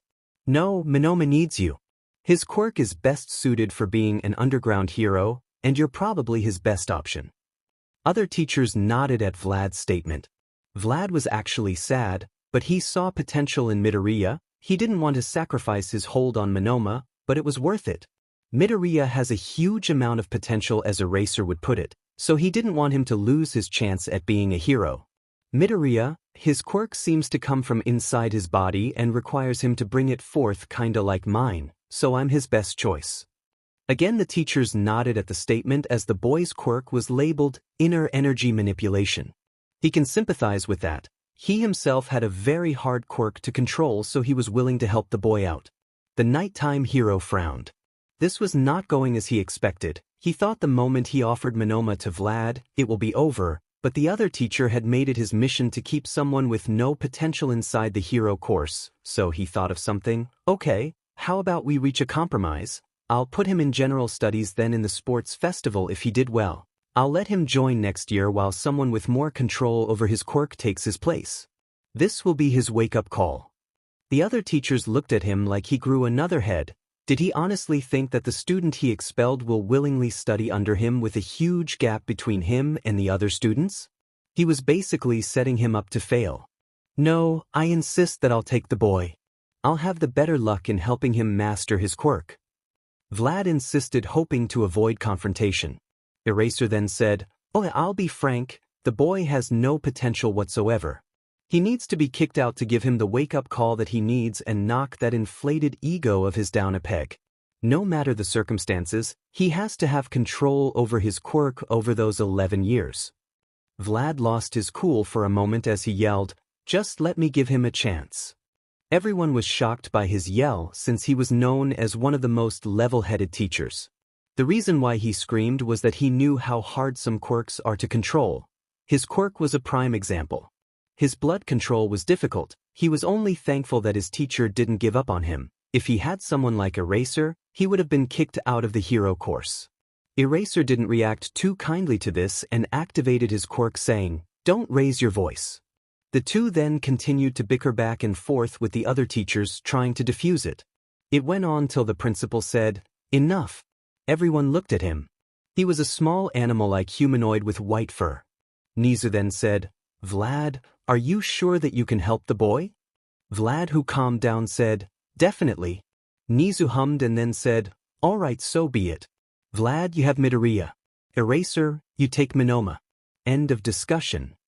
Eraser didn't argue as he walked out of the room with an annoyed expression, while Vlad looked pleased that the boy wasn't kicked out unfairly. He was rather sad that Monoma was taken away, but he can work with Midoriya given that he was willing to sacrifice himself to save a girl that he didn't know. As long as his heart is in the right place, he will make a good hero, even though there is a chance that he might have a huge ego like Eraser had said. but he dealt with worse. Power Loader then said, "Well, that happened." Vlad then chose to leave the room to prepare for the lessons that will begin next spring. He walked outside saying, "I really hope I don't regret this." And he didn't regret it. Although the boy was quirkless till not so long ago, he showed great control over his quirk during the apprehension test, and something told him that he wasn't going all out, not that he can call him out on it. It's better that he builds the amount of energy he can handle rather than breaking and failing. He also hit the jackpot with Midoriya due to his quirk analysis skills. It was amazing what he can think of. He even had applications for his quirk that Vlad didn't think of. Monomolecular blades from the plasma in my blood. How didn't I think of that? Vlad thought as he looked through a small notebook that Midoriya had with him. He had asked the boy to borrow it from him and the boy accepted, though very hesitantly raising a few red flags, and the way he broke down his classmates' quirks really impressed the hero. But aside from that, he was also concerned for the boy, especially how skittish and meek he seemed. He would bring up the possibility of putting him under Hound Dog to help him deal with any damage that may have occurred from his quirkless years. He could only hope that the damage isn't too intense. He also was thinking of a way to help the boy further strengthen his control over his quirk, or at least build up more power. This could be done through quirk counseling or after-school activities. Either way, he would have to talk to him about this, though he would emphasize the importance of the boy not pushing himself too much. In the teacher's lounge, everyone was sitting peacefully while doing their thing. Well, everyone except Power Loader, who was stuck to the cameras making sure his newest student didn't blow up the lab for God knows how many times. Mike looked at him and said, "Come on, relax a little." I doubt the little listener could do so much damage in so little time. Power Loader looked at him and retorted, "She caused 10 explosions in 1 minute. I highly doubt she wouldn't cause a disaster while I'm gone." This new student was a menace, but at the same time she was one of the best students in the new batch. He couldn't throw her out. Midnight laughed at the support teacher's plight, while Mike looked over to Eraserhead, who was snoozing off in his sleeping bag. "What? Do you think Shota?" The tired hero looked at him and said, "Everyone has their problem child. I have Bakugo with the ego of 10,000 mad tyrants, Majima has his problem child, and Vlad has." He was cut off by Vlad coming inside the room and greeting everyone. The night hero then returned to his sleeping bag, not wanting to continue. Vlad then sat on a couch, setting the notebook aside that he was reading on the table in front of him, and picked up a cup, filling it with coffee. He then was asked by Cementos, how was their reaction when you hijacked their first heroic PRD? Disappointed as I expected, but they benefited greatly from my intervention because now they have greater insight on their friends' quirks, and there's two, Vlad answered. Interested, Cementos asked, how come? Well, turns out that one of my students has great quirk analysis skills. He broke down everyone's quirks, giving them advice on how to improve them. Hell, he even changed one of my students' outlook on her own quirk drastically. Vlad said, remembering how Izuku deduced that Itsuka's quirk has 2 factors, enlargement and super strength, and that there is a possibility for her to separate them and use them individually. Ectoplasm was then interested as he looked at the notebook that said, Hero Analysis for the future number 13.2.0, so he asked, is this his work? Yeah, feel free to look through it. I think I saw your name in it somewhere. The ghost-themed hero then opened the notebook and skimmed through till he found his section, and began to read. So he knows about my giant clone, interesting. His idea about my clones being in between regular form and giant form isn't wrong though, it could come in handy. Well, this one is quite interesting. He theorizes that I should be able to create clones with multiple limbs, preferably arms, sort of a combination technique. I have to try this later on. The ghost-themed hero then put the notebook down as he said, he seems to have quite the eye for detail. I must admit that he has ideas I didn't think of. Midnight then snatched the notebook saying, my turn, causing Eraserhead to say, this isn't a competition. The R-rated hero then pouted while saying, no one asked you. She flipped through the small book till she found her page. How does he know that I only rip my suit for show? Oh, he seems to think my quirk works on producing pheromones mixed with a sleeping agent. The only reason it doesn't work on women instantly like men is that the gas I usually release is female pheromones mixed with a sleeping agent, causing it to have a harder time on females. He theorizes that if I learn how to release male pheromones, it would work just as effectively on women. Need to look if that is possible later. Midnight then set the book down as she said, impressive, gave me some new ideas. Power Loader then took it and read through it. The excavation hero then said, he gave me some ideas about my quirk, but I got to admit he has amazing propositions for support items. Mind if I borrow him for a while? He asked the blood-themed hero, who laughed and said, yeah, I do mind. He needs to focus on being a hero. He then looked at the notebook and said, I think he also discovered Nizu's true species, a mix between Antarctic mouse and American stoat perhaps. A voice from the intercom came saying, wrong, but he is the closest to discovering it. I think I would like to have a cup of tea with him sometime. Maybe we can compare notes. A collective shiver went through everyone's spines as they imagined the results of the second coming of Nizu, as the principal laughed manically over the speaker. Eraserhead then spoke for the first time since Vlad came. Is that student by any chance Izuku Midoriya? Vlad answered, yes. Eraser then said, listen to Maijima and send him to the support course. He's better suited there than at the hero course. The blood hero then replied flatly, no. Eraserhead sighed as came out of his bag, can't you see you're putting him in harm's way? The boy has no control over his quirk. Even if he has a great mind, it can take him so far. On the field, he will throw a punch, break down and become a liability. Let someone more suited take his place, and as I suggested before, let him participate in the sports festival, and if he does well, I'll personally train him so he can be on the level of his classmates next year in case you're afraid he won't be. A vein popped on Vlad's head, but he calmed himself down as he retorted, as I said last time, no, and Midoriya has enough control over his quirk now. Really? Present Mike asked. Yes. The only reason he broke himself during the entrance exam is that his quirk manifested itself for the first time, Vlad explained. Snipe, the cowboy-themed hero, then asked, excuse me, but I reckon I might be under the impression that he actually came here to take the test quirkless, and his quirk activated when fought the zero-pointer. That's true, Vlad said. But how? Cementos asked. He said that his quirk is a stockpile type that needed to collect energy over time, that's why it didn't appear till later on in his life. And due to the circumstances of the test, it kinda activated. And he already has control of it? Midnight asked. Well, around 4%, but we all need to start from somewhere, Vlad answered. He looked at Eraser and said, and didn't you say that you looked through the files of October 1st examinees? I'm pretty sure you could have found out that he was quirkless, and just activated his quirk. The underground hero then noticed the looks he was receiving and answered, in all honesty, I didn't have time between my work and teaching. I didn't have time. That didn't surprise anybody, but I would have still expelled him nonetheless because he just manifested a quirk and a highly destructive one. This also somehow didn't surprise anyone. But he only needed quirk counseling, and the situation could have been remedied, Vlad said through gritted teeth. Eraser looked at him with a bored expression. We're here to make heroes who already know how to use their quirks, not coddle children who just manifested them. In my eyes, he still has zero potential. Vlad was about to retort when an alarm went off saying a code purple occurred in the cafeteria, which meant the student attacked another one with his quirk. Choosing to ignore the zombie of a man, he went with Hound Dog to check the problem.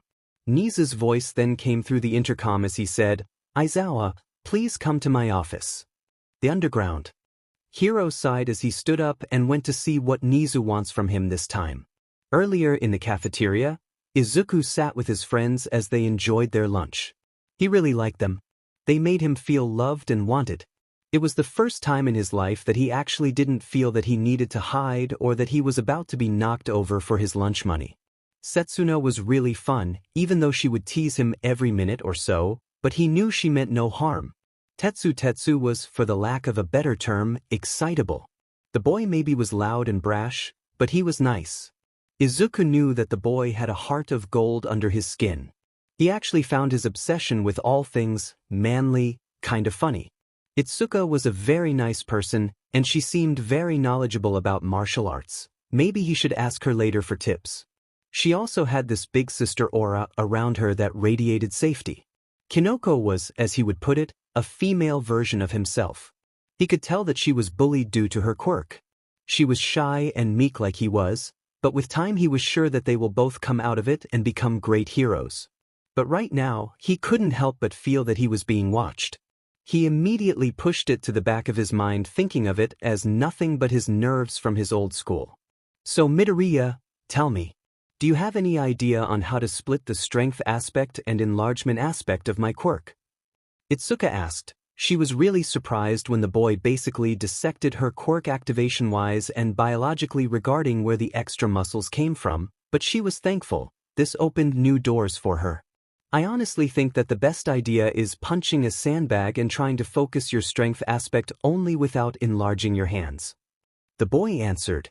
He saw this as the best course of action because if she did this and concentrated on only activating the strength aspect, she will learn with time how to activate each part individually. Noted, but I need to ask you something. How much percentage of your quirk do you control now? She asked before quickly adding, you don't need to answer if there's any problem.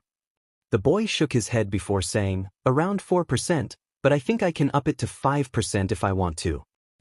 I should really invest in weights so I can increase the percentage since more muscle mass means more power that I can handle. The girl nodded at his reasoning. The boy went back to his lunch but noticed something in the distance, or rather someone. He noticed a pair of ivory horns with blonde hair standing confused in the cafeteria. The boy looked at his friends and said, should we be concerned about Pony? She seems kinda lost. Itsuka looked at her and said, yeah, we should probably get her. She is having a hard time learning Japanese. The boy then stood up and said, I'll be back.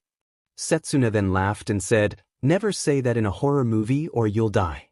The boy shook his head with a smile as he went to the girl to bring her to their table. He saw the girl trying to talk to people but she was failing as everyone kept passing by her without paying attention to what she was saying. The boy then stood near her grabbing her attention. She smiled and said, Midoriya, please help. She then added a puppy face with a small pouty look to ensure that the boy helped her. The boy felt his heart clench at how cute the girl was. Must protect, the boy thought to himself. The boy then spoke in English, Tsunatori, how about you go with me to sit with my friends? You seem kinda lost here. The girl's eyes sparkled as she began speaking, Midoriya, I forgot you can speak English. Thank you very much, it's hard being in Japan while being a foreigner. The girl then walked with him to the table. I understand it must be very confusing and hard to be here. But I hope you can get comfortable here soon enough. Thanks, Midoriya. That's nice of you to say. They finally reached the table and sat down. Pony then greeted the other occupants as Midoriya remembered something he needed to ask the horse girl. Tsunatori, I need to ask you something. The girl looked at him and said, ask away Midoriya. Are you related to the American hero Cow Lady? The girl smiled at them causing everyone present to think, must protect. She then said, she's my aunt. The girl then noticed something distant that was coming closer. Anyone hear explosions? Midoriya was confused until he heard the sound and his blood ran cold. He acted quickly pushing Pony out of the blast radius, shocking the girl and everyone else with his actions. The girl was shocked. She thought Midoriya was nice, but why did he push her off the table? This question was answered a moment later when an explosion engulfed the boy, sending him flying to the ground beside her. The girl looked at the table as the smoke cleared and saw a boy with crimson red eyes and blonde hair standing there like a maniac on drags as he said, Deku. Everyone was so shocked that they didn't react when the boy jumped off the table and went to Izuku. The boy then lifted him, giving a knee to the stomach, and then used his quirk on the boy's abdomen. Izuku felt extreme pain. He knew this day would come eventually, but he hoped that it would be a little longer. He looked at his stomach and saw that it was bleeding from the explosion. He then looked with fear at Bakugo's eyes as the boy said, Deku, didn't I tell you not to come here, you quirkless freak? You honestly think you can come here and act all high and mighty? The boy didn't get to finish this sentence as a large fist sent him flying, which made him let go of Izuku. Izuku then retreated and hid himself under the table. Kinoko then checked on Pony, who said, me fine, but Midoriya? The mushroom girl looked over to her friend and saw him cowering in fear under the table. He was quivering like a leaf in the wind. If she had to take a wild guess, she would say that that boy was a bully of his. Katsuki then scowled as he snarled at Itsuka. What the F? Do you think you're doing man hands? Roll over, this is between me and Deku. The orange-haired gritted her teeth as she said, Who do you think you are attacking my classmate like that? Move, this is between me and Fang Deku. The nerd needs to learn his place. Like how that's happening, Setsuna said as she joined and stood beside Itsuka. Tetsu then joined as he exclaimed, Attacking someone who didn't do anything is really unmanly. Bakugo stood there a moment confused as he said, And who are two shitty extras? Green wretch and shitty hair's cheap knockoff. Go get lost. Meanwhile, Kinoko went to Midoriya with a mushroom and said to him, Izuku, eat this mushroom, like last time it will lessen the pain. The boy did as he was told, but looked at his friends who were standing up to Bakugo. No, I can't bring them in my mess. Before he can do anything, two voices rang out. You ruffians, how dare you gang up on one of our classmates? The blue-haired boy who admonished Midoriya earlier said while chopping the air with his hand. The three who were standing up to Bakugo felt their veins pop, as the boy came out of nowhere and accused them of attacking Bakugo. They didn't get to think too much as someone else spoke this time. The inferior class 1B is causing a problem with our class. No wonder they're trying to get. In a blink of an eye, Kendo was beside him as she neck-chopped the boy saying, Monoma, didn't you promise to tone it down a little? She looked at her friends and said, No worries, he's more bark than bite. I know him from my old school. She then let the boy fall down as she stood back with the others. She then looked at the blue-haired boy and said, And you, your classmate attacked ours. We're only defending ourselves. Bakugo shook his head as he said, Now, I gonna say this once. Either you, extras move so I can get to Deku and teach him his place or I'll blow you all up to Kingdom Come. The blue-haired boy, now fully understanding the situation, said, Bakugo, we shouldn't harass our fellow students. F off 4 eyes, this is between me and Deku. These extras are only in the way. The blonde-haired teen said as he approached only for Izuku to say, Stop. The boy then slowly but fearfully walked up to him and said, Leave them out of this. This is between you and me. Finally, you want to fight me, Deku. I'm gonna make you regret the day that you were born. Bakugo said with a crazy look in his eyes.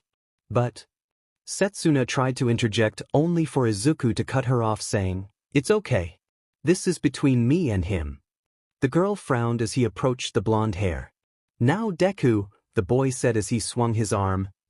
The blonde boy smiled a little, but he'd still need to show this worthless piece of shit his place. Once the smoke of his attack cleared, a muscular hand gripped him and lifted him in the air, causing him to shout, Who the F are you? Be careful what you say because you're already on thin ice for attacking my students, Vlad said as he looked Katsuki straight in the eye. What? I was putting Deku in his place. Let go, I didn't do anything. This response didn't do anything except make Vlad angrier, so he simply neck-chopped the boy and then looked at his student who was on the ground with wide eyes. Midoriya, are you alright? Vlad asked the stunned student. Yeah, I think so. The boy answered quietly and winced from the pain in his abdomen. The large man sighed and said as he pulled a paper slip, Here's a slip for recovery girl. Let Hound Dog take you. He then looked at the others and said, You can go with him as well, but make sure you all arrive to class on time. Vlad then took Bakugo to the principal's office. Hound Dog, who was there, looked at the other 1A students and said, Were they part of this? Kendo then answered, No sir. Good, let us move then. The teacher ordered. On the way to the infirmary, Izuku and his friends walked together with Hound Dog. He looked at them and said, I'm sorry guys, I let you all get caught in my trouble. No worries Greenie, but really who was that freak? Setsuna asked. Midoriya began to sweat, which grabbed Hound Dog's attention, but a voice from behind them made them all turn. It was a girl who looked like an exact replica of Kinoko. Hey guys, wait up. The girl then stopped, catching her breath. When she stopped panting, she saw Hound Dog, so she asked, Sir, can I talk with him for a bit? The hero shrugged and said, As long as you're not late for class, that's fine by me. Also, Midoriya, when she's finished, join me in the infirmary. we're already here. The hero then entered through the door. The 6-1B students looked at the girl, especially Kinoko, who said, "Whoa, you look just like me." The girl looked at her and said, "Wow, I know, right?" The girl chuckled a little before bowing and saying, "I'm sorry for what my classmates did. Please don't think that Class 1A are bad people. Only Bakugo acts that way." Izuku then said, "Don't worry, we don't think like that, but please keep that guy away from Midoriya and also the blue-haired guy because he seems to have something against Midoriya. Monoma, I know him personally and he only does this for show. He really has a good heart under that big ego of his." "Blue-haired? Do you mean Ida?" "Oh no, you got him all wrong. He's just a little bit too earnest sometimes and tends to jump to conclusions."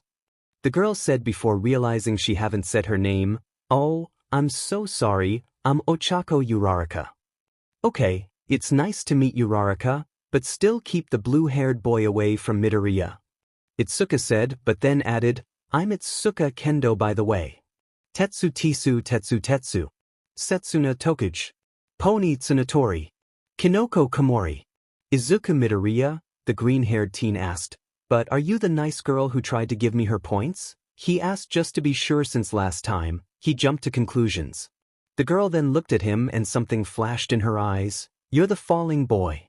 Thank you very much for saving me," she said before blushing hard and saying, "Yeah, that was me. I thought it would be only fair that I give you something in return."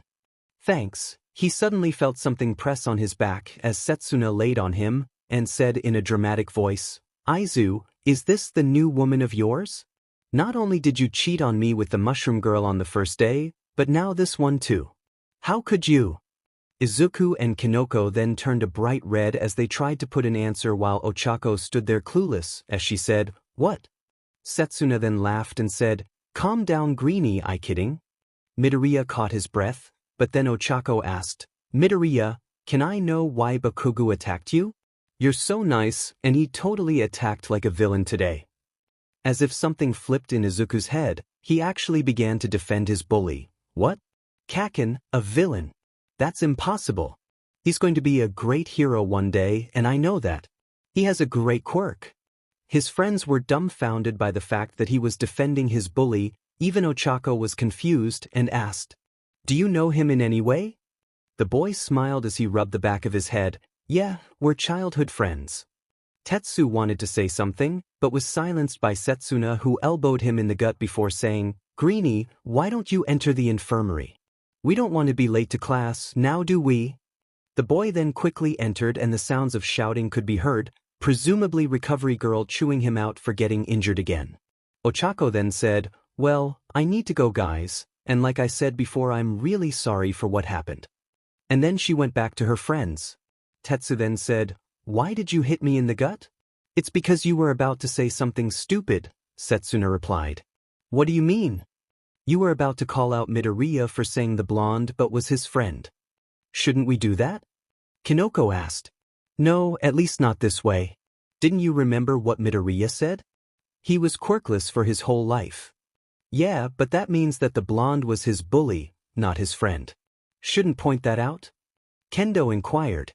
"No, Midoriya is clearly suffering from a case of Stockholm Syndrome." "What's that?" Tetsu asked.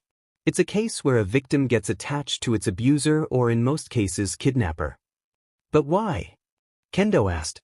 "He was quirkless. He didn't have friends, that explosive but was probably the only person who talked to him, so he offered some kind of sick toxic relationship with Greenie, and given that quirkless students usually aren't in any teacher's good graces, he must have been taught that the but will be a great hero while he will be nothing." She finished, shocking everyone through her explanation. Tetsu asked, "How do you know that?" "My sister studies psychology," Setsuna answered. "As enlightening as that was, we can't just let him do that to himself," Kendo stated with Kinoko trying to hold back her tears seeing how much her friend have suffered. "No, we won't. We will help him slowly and let him see how Blasty isn't his friend," Setsuna said, and then added, "I'm also pretty sure Hound Dog heard everything and is planning to give him therapy." Back in the infirmary, Recovery Girl was smacking Izuku on his head with her cane as she said, "Didn't I tell you to stop hurting yourself?" The boy rubbed his head as he said, "It couldn't be helped this time." Hound Dog then added, "He's right." The old woman then looked at the dog hero and said, "You stay quiet. Don't think I forgot last year's fiasco," she said, reminding him of a training exercise where he went a little bit too wild for the students' taste. The number of injuries was huge. He was only grateful that the students actually found it fun and weren't severely injured, but that didn't save him from the cane. The hero raised his hands and remained quiet. Recovery Girl then kissed the boy using her quirk and threw him a clean set of clothes saying, "Here, wear these," and then went to her chair. The dog hero then cleared his throat and said, "Midoriya, I want you to come to my office every Friday." "What did I do?" the boy asked afraid. "Nothing, but Vlad told me you were quirkless for most of your life. I want just to help you in case there is any lingering damage." The dog hero left out the part which said, "And why did you defend the boy who attacked you?" "Okay," the boy answered. "Good, now that you're finished here. Go with your friends. Your English class is about to begin," the dog hero said. The boy then walked out, and the hero could hear talking as the students went away. He muttered under his breath, "Poor kid." Back in the principal's office, the nighttime hero sat as he looked at the animal who he preferred to call the rat god. He finally asked, "What do you want?" "I'm a busy person." Nizu smiled, "Always to the point, Aizawa. I merely wanted to have a chat with you." "Is that so wrong?" The nighttime hero frowned. "What do you want to talk about?" Nizu said, "I want to have a chat about what you and Vlad talked about." Aizawa gritted his teeth. The child has no potential. He only manifested his quirk. He's a liability. And I believe you think that you have potential. If I may remind you, you entered this course through the sports festival, unlike our friend Midoriya who entered it through the entrance exam. Shinso, the student that you want to replace Midoriya with, earned no points whatsoever. The entrance exam is illogical. It favors those with combat-related quirks, unlike mine and Shinso. Eraser tried to talk, but Nizu cut him off. "But what about the rescue points that our friend Midoriya has earned, which may I remind you could have been earned by both of you, yet you both forgot the importance of saving lives." The nighttime hero couldn't retort because he saw that there were several cases where Shinso could have saved someone but didn't due to spite regarding the treatment he received while growing up. Then Nizu said, "Let's watch something now, shall we?" He then opened a video that showed the cafeteria. He then pointed the video at Midoriya. Eraser sighed as he said, "The problem child. What do you want, Nizu? Is this some attempt to change my mind? Because it won't." "No, please watch, I think it will be interesting," Nizu said with a mischievous gleam in his eyes. He watched as the problem child talked with his friends, and then walked up to the exchange student, which he was thankful not to have. He didn't have time to coddle students. "Leave that to Vlad." "What are you doing? I don't see a point in any of this." Eraser spoke with annoyance. He didn't have time to see the problem child socialize. Sure, he felt bad for the boy being quirkless for most of his life and treated badly for something he can't control, but this same concern made him want to put the boy away from the hero course till he can fully control his quirk. He wasn't doing it out of hate, but rather the concern for the boy's well-being against people who had their quirks for most of their lives. If he was a horse, he would at the end of the race. He honestly thought that the boy's best chance to succeed would be putting in general studies to give him time to master his quirk, and he will train him so next year he would be on the same level as his classmates if he gave him a good show at the sports festival. "Oh no, wait, the best part is coming," Nizu said. "Look closely." The night hero looked at the feed and saw something that made him smack his forehead. His problem child, Bakugo, attacked Midoriya out of nowhere. Wonderful, now Ida and Monoma joined the fray. The former will give a serious headache for how stiff he is and how he always jumps to conclusions without thinking, and the latter, well, he knows the boy is all bark and no bait at all. "So, Aizawa, have anything to say?" He needed to think carefully because he was literally walking on thin ice now. He was about to answer when Vlad opened the door. "Nizu, I demand you expel this student immediately," Vlad said, making Aizawa scowl. He can't deny such a request given that he knew how Vlad tried his students like his own children, but at the same time leaving Bakugo unchecked is like putting him on a villain track. "I'm sorry, I can't do that," Nizu said calmly. Before Vlad can argue, Nizu explained, "Imagine, if someone like Bakugo went on his own with his destructive quirk, He would attract villains hoping to recruit him. Can you see the danger in letting him loose? Even though Nizu knew that if Bakugo turned to villainy, that would be on the boy, not the school, but expelling him for only one offense would become some sort of martyr story to the boy if he decided to become a villain. He didn't want to give Bakugo any reason to say that UA has wronged him. He would give him a chance to become better, and if that fails, he knows what he has to do. The huge teacher gritted his teeth as he sighed. Fine, but I want him to write an apology letter for Midoriya and have detention for the entire year.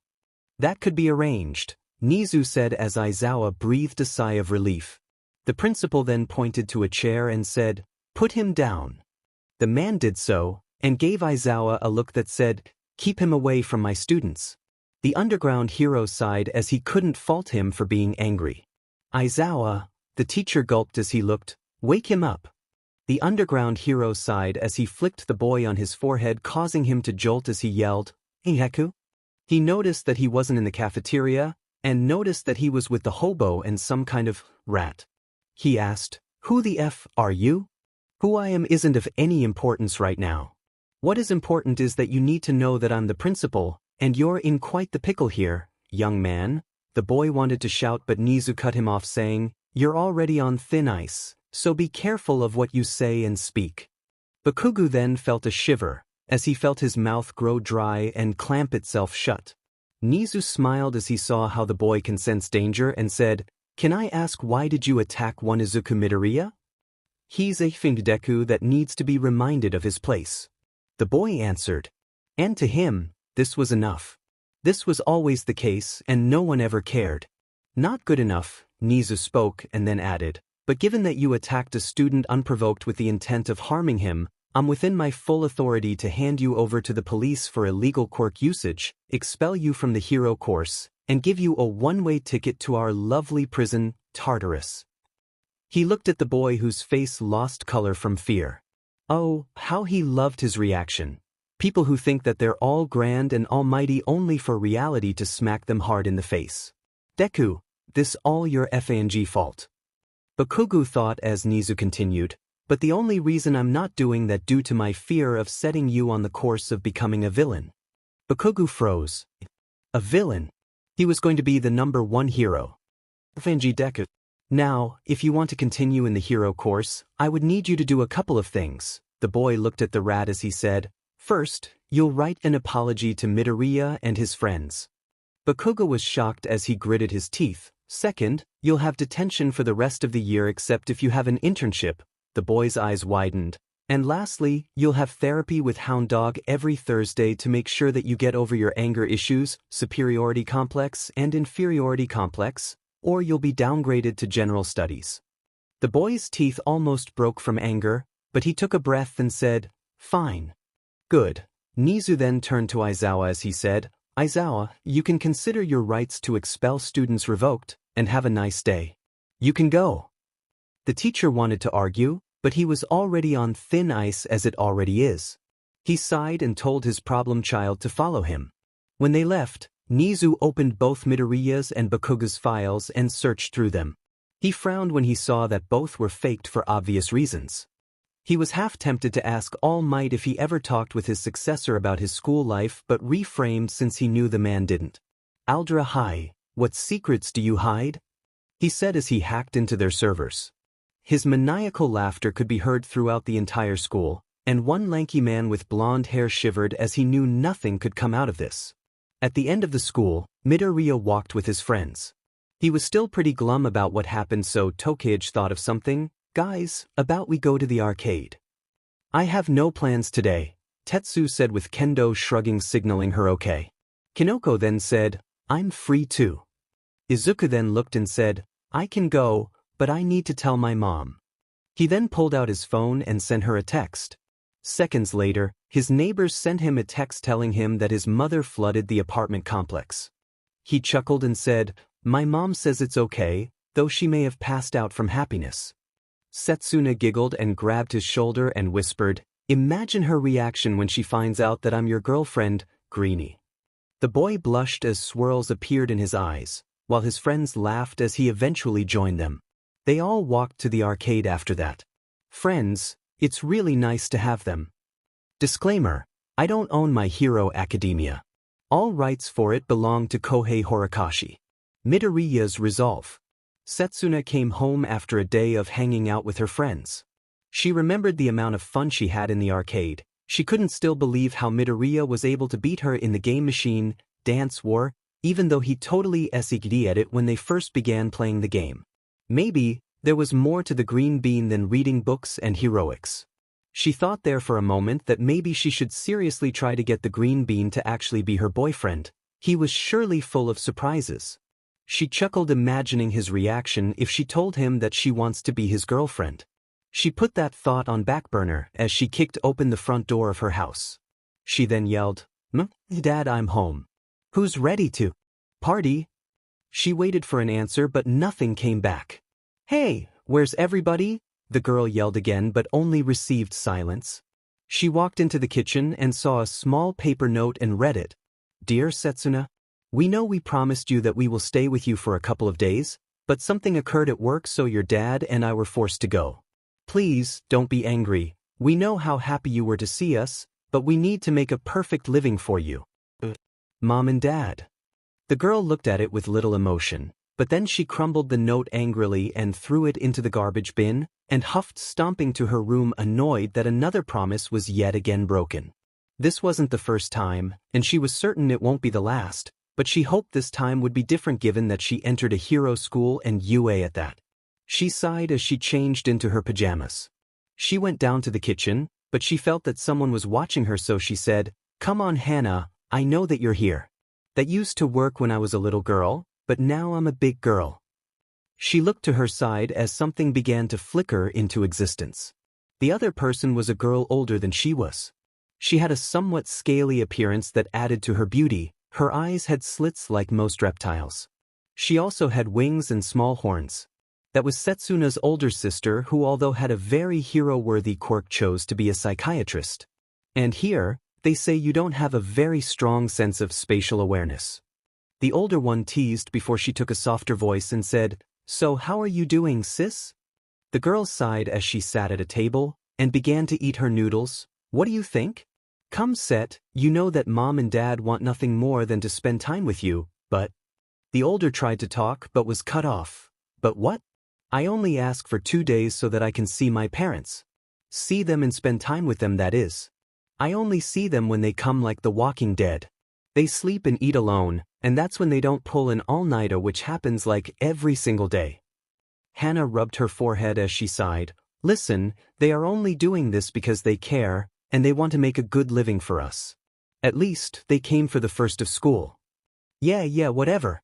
I heard it all before," Setsuna said as she pouted. The older one then smiled and picked up her phone as she said, "Other than this recurring childish behavior," the younger girl then stuck her tongue out, "let's talk about your new boy toy that I saw you have a picture with." The young girl blushed a little as she said, "Midoriya is only a friend. But he's also a work in progress." The older one smiled, revealing a set of sharp teeth as she began her teasing, "Work in progress, so you do like him. Tell me now, did you kiss him? Did you hug him yet? Come on, don't forget anything, I love the small details." The smaller girl blushed heavily. Her sister is one of the only people who can make her blush even if it was normal teasing material. "No, I mean, it's not what I mean." Setsuna began to stutter a reply, but her sister's laughter drowned her out, causing Setsuna to yell, "Stop it, it's not that funny anyway." Hannah then rubbed her head as she said, "Clam down, shrub, you can dish it but can't take it. You're seriously one of a kind, Set." The younger one pouted at the older sibling, but then took a serious look and said, "Hey sis, I want to ask, how can I help a person who's suffering from some type of Stockholm syndrome?" The older one took a thinking position. "It depends on how he is attached to that person." "Well, he sees him as a good person even though he attacked him in the cafeteria. He says he will become a hero even though the person in question acts more like a villain," Setsuna explained. Seems bad, but it could have been worse." "Well, seeing that you're using instead of she, I guess you're talking about your new boy toy, since that Buckethead has nothing of this sort on him. You seem to care for him a lot. Are you sure that you don't love him?"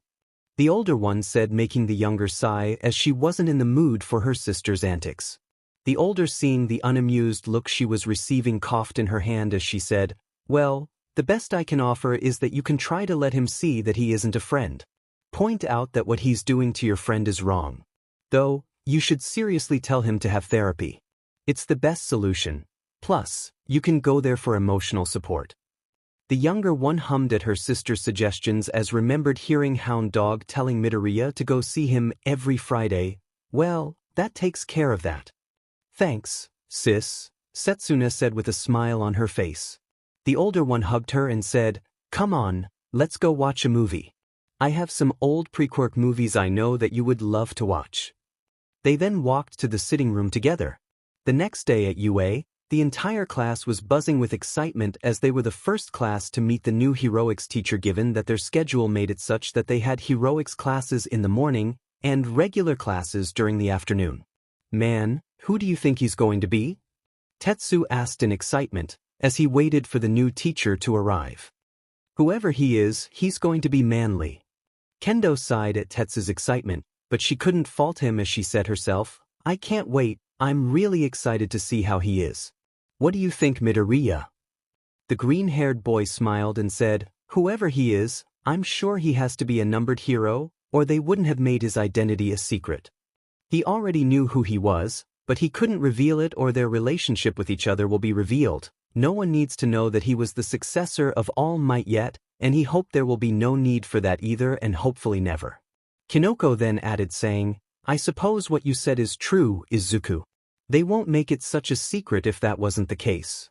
Setsuna then put her floating head on top of Midoriya's, making him blush. "So who might it be?"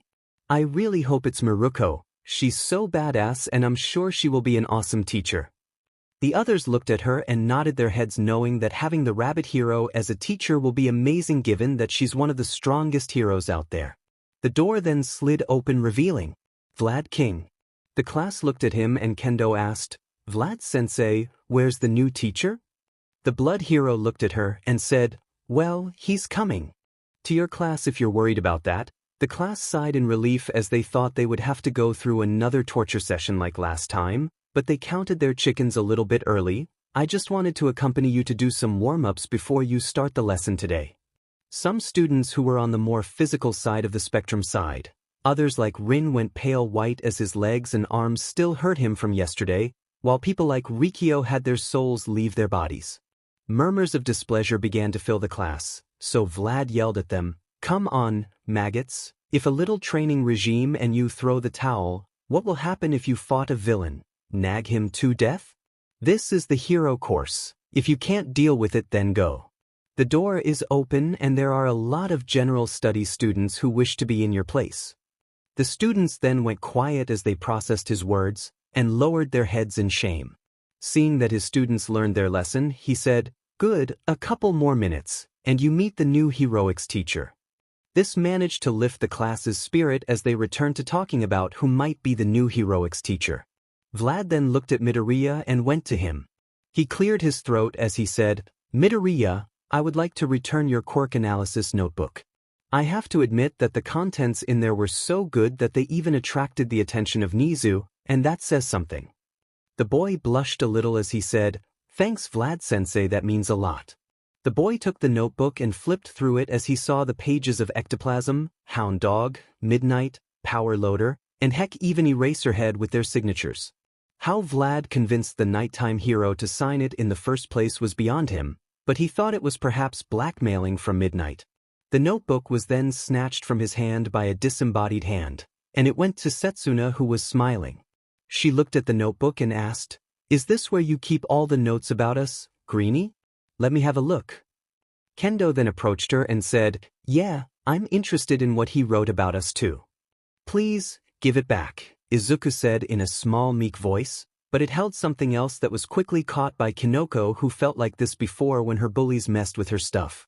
It was malice and anger. "I think it's for the best that we give the notebook back to Izuku," Kinoko said, hoping to avoid a confrontation. "Come on, what's the worst that?" She didn't get to finish that sentence as the book was snatched from her hand by Izuku, surprising everyone that the meek-looking boy did this. Awaze was so shocked that he said, "Hatsune, it's always the silent boy." He was promptly whacked over the head by Shiozaki, who frowned at the foul language as she called it. Midoriya was even shocked by his actions, causing him to blush and then promptly bow, saying, "I'm so sorry, Tokage, but I just don't like anyone touching my notebook. The last time that happened, my work went up in flames and I had to rewrite it all." The girl, though shocked, felt a spike of anger rise through her as she understood what happened. The blonde but must have burnt it with his quirk.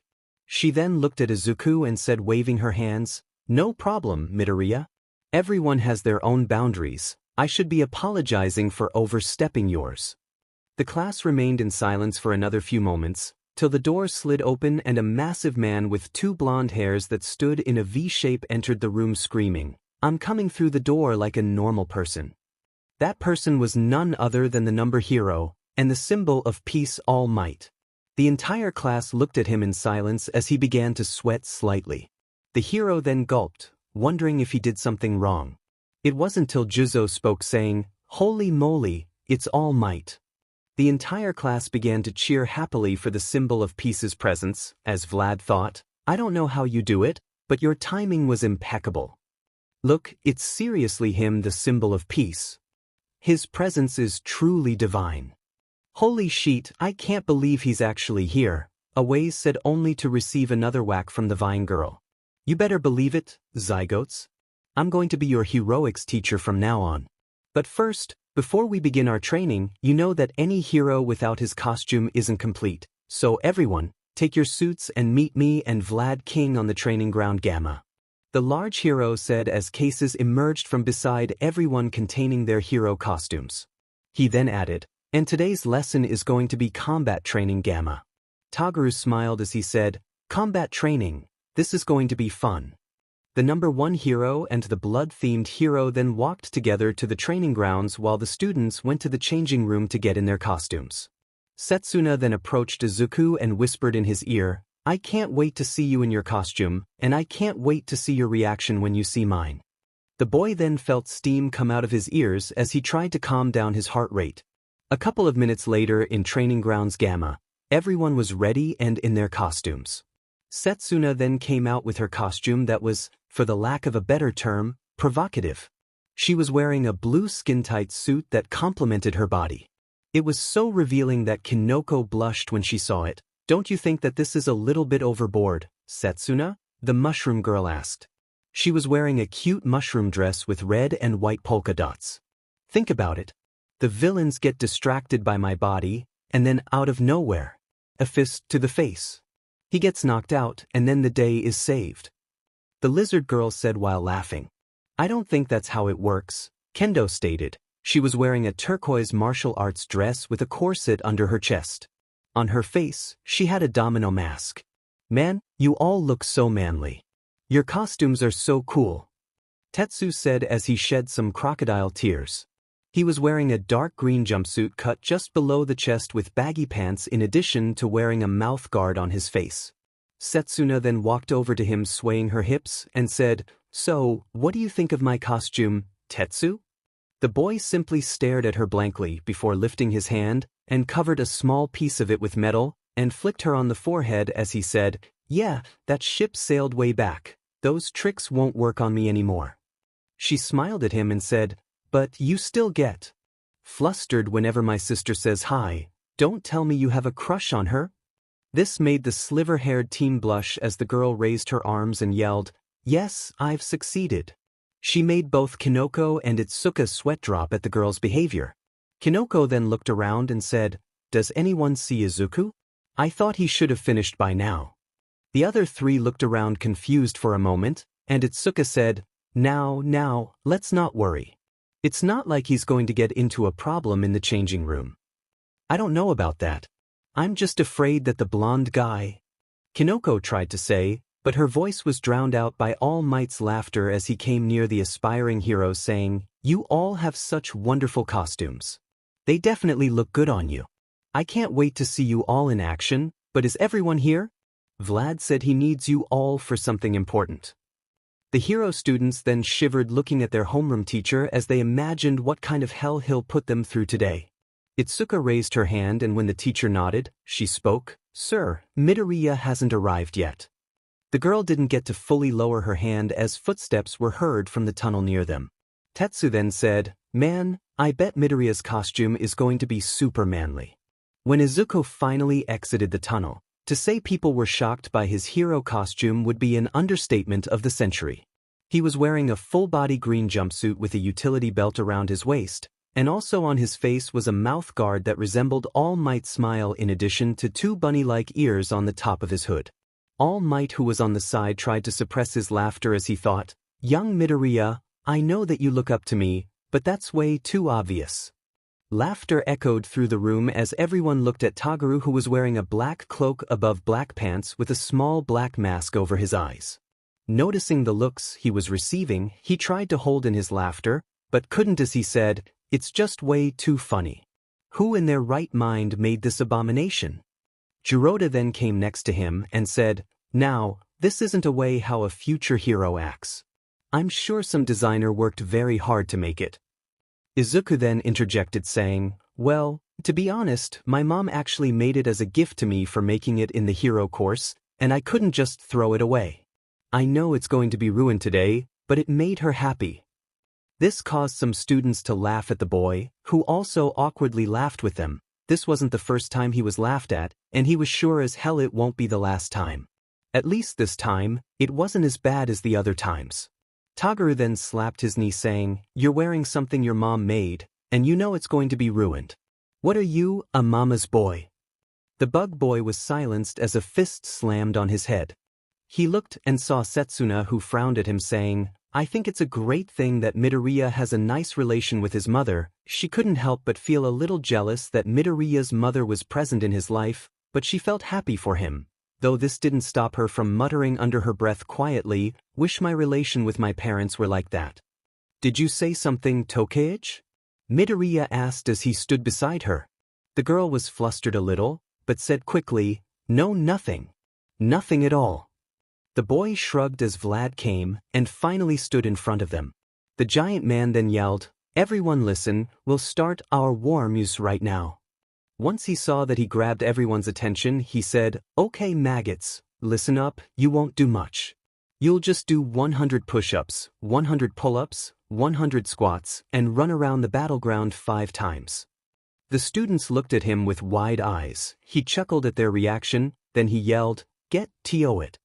The students scrambled to their feet to finish the warm-ups, as All Might approached the blood-themed hero and asked him, "Is this really necessary, Vlad?" The blood-themed hero looked at him and said, "If you continue to whine on their behalf, you can join them. If you don't want that, keep your mouth shut. I run my class as I see fit."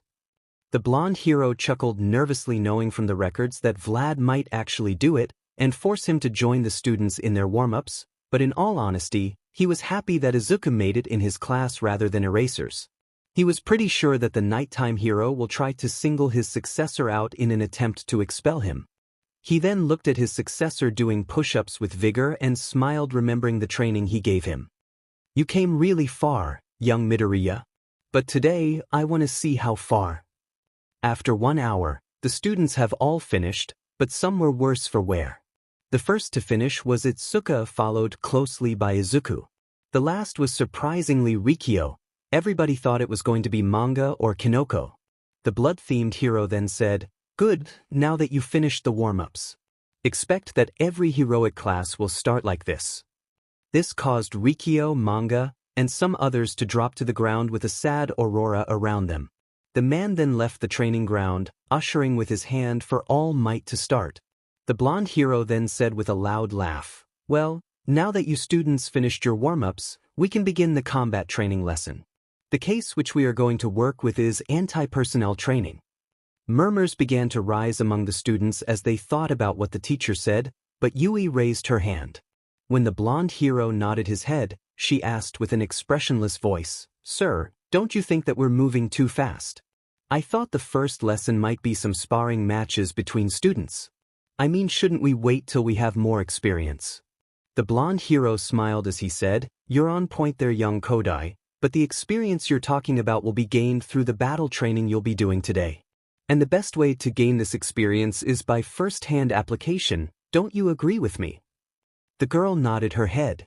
The blonde then said in a loud voice, most of the hero's work takes place indoors, rather than outdoors.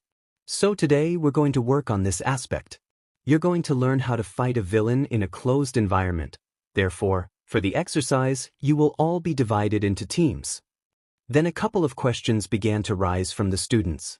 Sir, is there a time limit to the exercise? How are we going to be graded? Can we use our powers in this exercise, or is it quirkless one? How are the teams going to be split? One question at a time. My quirk is super strength, not super hearing. He then pulled a small script from his pocket, causing some students to think, is he seriously using this? The blonde hero then began to explain the exercise in detail. First off, the scenario in this case is a nuclear bomb inside the building. A group of 2 villains will be protecting the bomb and will do their best to hinder the hero's progress. The heroes will then enter the building and try to find the bomb in a time frame of 15 minutes. The scores will be given individually based on teamwork, quirk usage, and overall performance. However, there will be an MVP for every round. Finally, the teams will be decided by random. Then Juroda raised his hand, and once he was given permission, he spoke. Is it really a wise idea to have our teams picked in such a hazardous way? I'm sure there is a more beneficial way to pick the teams. Before the hero can respond, Izuku answered the fur-covered teen. Actually, if you think about it, this is the best way to do it, since in regular hero work you don't pick who you are working with. You have to team up with any hero present at the scene or the closet proximity. The beast-like student then nodded his head saying, I see, thanks Sir Midoriya. He then looked at All Might and bowed saying, I apologize for the interruption. The large hero smiled at the student, no problem, young Shishida. He then picked a box and ushered for the students to come near it. Come on now students, everyone come here, and drew a ball to see on which team you are. One by one the students took turns picking a ball from the box, and when Midoriya picked one of the ball, it had the letter T on it. He looked at his friends and raised the ball hoping that one of them was on his team, but to his dismay, it wasn't. Kendo had the letter A, Setsuna had F, Kinoko had G, and Tetsu also had. The boy then frowned a little as he said, I guess I'm going to be alone. But then he looked at his friends with a strong expression as he said, don't expect me to go easy on any of you, and also please don't go easy on me too. I want you all to give it your best.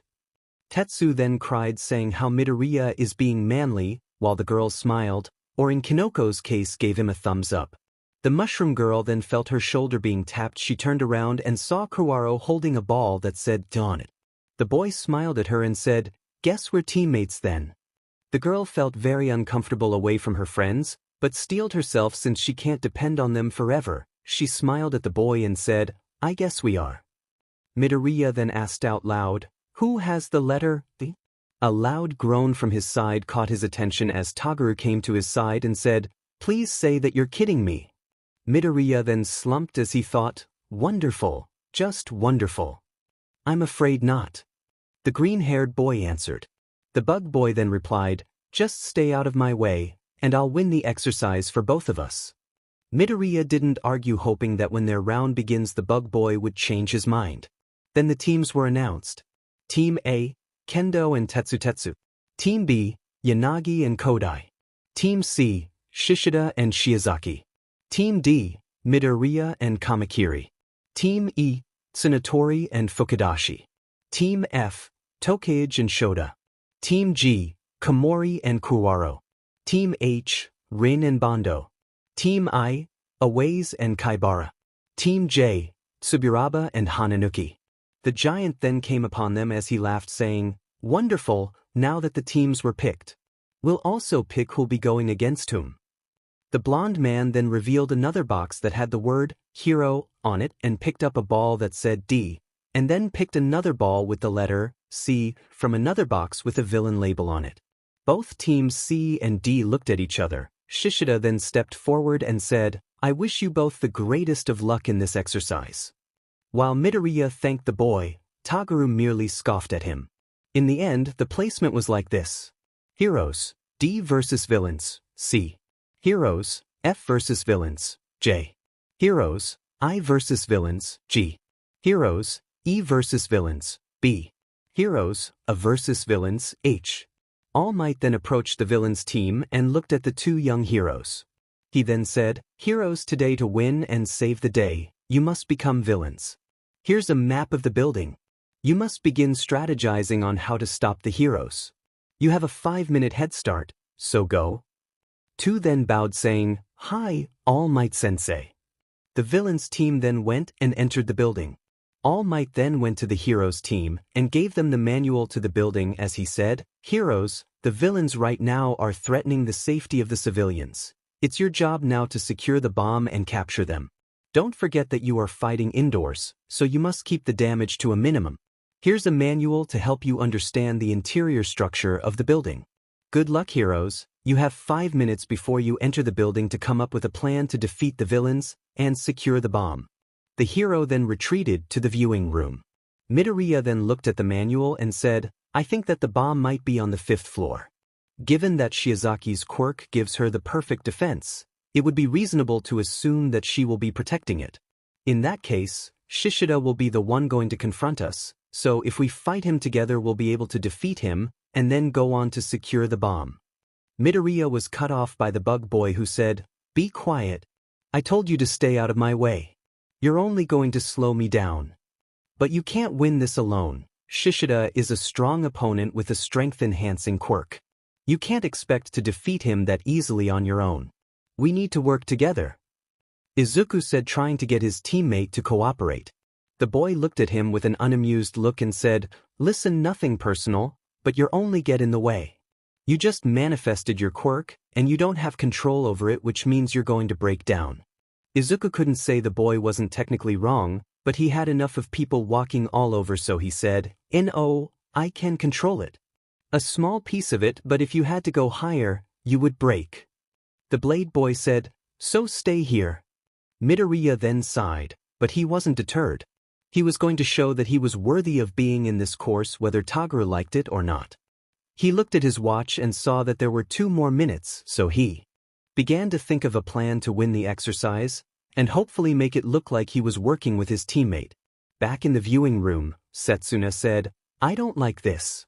Her friends looked at her and Itsuka asked, "Why not?" "Just look at the heroes team." The others looked at Izuku and Toguro, who were standing there without talking to each other. Kinoko then said, "Shouldn't they be, I don't know, planning how to win this exercise?" The others looked again and frowned. Tetsu then said, "I heard that Kamakiri wasn't planning to work with Midoriya, but I thought he was kidding. That's really unmanly of him." In the building, Shishida and Shiozaki stood beside the bomb as they began to talk about their plan to defend the bomb and defeat the heroes. "So, Lady Shiozaki, I think the best course of action is that I go and confront the heroes while you stay up here and defend the bomb, given that your quirk offers the best offensive and defensive capabilities." Shishida explained his plan while the girl listened to his plan carefully. The girl nodded his head as she said, "I agree with you, Shishida, though I emphasize that you must take Kamakiri out first, since I don't know if his quirk is strong enough to cut my vines or not, but I don't want to take any chances." The boy nodded his head. "I also think we shouldn't underestimate Sir Midoriya, even though he doesn't have experience with his quirk. His intelligence is something that shouldn't be taken lightly." The girl looked at him confused, before remembering how Izuku was able to dissect everyone's quirks in mere moments after every presentation. She then said, "Noted. Both are highly dangerous, while one is battle-thirsty with his quirk to boost it. The other one is a highly tactical mind. Such an unholy team, but we still have an advantage given that Kamakiri doesn't seem to like Midoriya that much." The boy nodded as he heard All Might. "Time's up. Heroes, you can enter the building." The declaration was followed by what seemed like mad laughter echoing through the building. Shishida then walked out of the room, but gave Shiozaki one last look before he left. "If I return to this room and seem out of control, tie me up, since my quirk's drawback must have kicked in." The girl nodded as the boy walked out. He then turned into his beast form as he tried to keep himself in control. Focus, focus. I should seriously try Sir Midoriya's advice and meditate to control my beast mode more efficiently. Toguro was in the zone as he ran through the corridors of the building. He looked around the rooms, hoping to find the bomb. He was going to end this exercise as quickly as possible, and he will win it. He only hoped the lame but stutter doesn't get in his way and interrupt his work. He didn't want someone to help him to win this thing. He stopped as he heard heavy footsteps coming from the top of the building. He smiled as he knew that Bigfoot was on the move. He ran as quickly as possible to disable him, and he readied his capture tape. He stood there for a moment, before a giant paw smashed the ground in front of him, but he managed to dodge it. Barely. Sheet, he almost got me, Toguru said as he made 2 blades come out of his wrists, and looked at the giant furry student. Come on Bigfoot, let me see what you're made of. I'll beat your butt in 3 seconds flat. The giant student snarled at him as he lunged at the boy, smashing his fist into the wall when the smaller boy jumped away from there. Toguru then jumped at him while slashing his blade at his forearm, causing the giant student to howl in pain. Toguru then said, "Not so tough now." The boy was then slammed into a wall by a furry fist but pulled himself out of it even if he felt a little bit dizzy, and then said, "Lucky shot." The boy then jumped at the beast-like student brandishing his blades. He was shocked when the giant boy smirked at him as he dug his claws into the ground and lifted a chunk of rock. Shishida put the rock in front of him, causing Toguru's blades to clash on it. The bug boy railed back in pain as he felt the similar feeling of his blades being dulled. He frowned. Either he was lying about his quirk drawback, or he still has some cognitive abilities in this form. Whatever the case, I have to find a way to beat him quickly. I don't have the... He was cut from his thought as the chunk of rock was sent flying at him. The boy panicked, but the chunk of rock suddenly exploded. The boy looked and saw Midoriya standing in front of him. The green-haired boy looked at him and said, "I told you that you need my help." Back in the observation room, Tetsu yelled with excitement with crocodile tears flowing down his face. That was so manly. He came out of nowhere and stopped the rock with a single punch. Kendo then said, "I hope this will make Kamakiri realize that he needs Midoriya's help." The girl didn't like Kamakiri's attitude from the beginning of the class. He treated Midoriya like he was dirt. She was used to people like that trying to tease her due to her interests or her quirk, but that didn't mean she liked them. Yeah, I don't think he's going to admit that he needs help, but most likely will give Midoriya the honor of fighting Shishida, Setsuna said. The others looked at Shishida and were worried that the boy might accidentally hurt anyone. All Might stood there watching the match as he thought, "I'm sorry young Midoriya, but today I'm going to act fairly. I can't show favoritism, you're going to have to prove yourself like the others."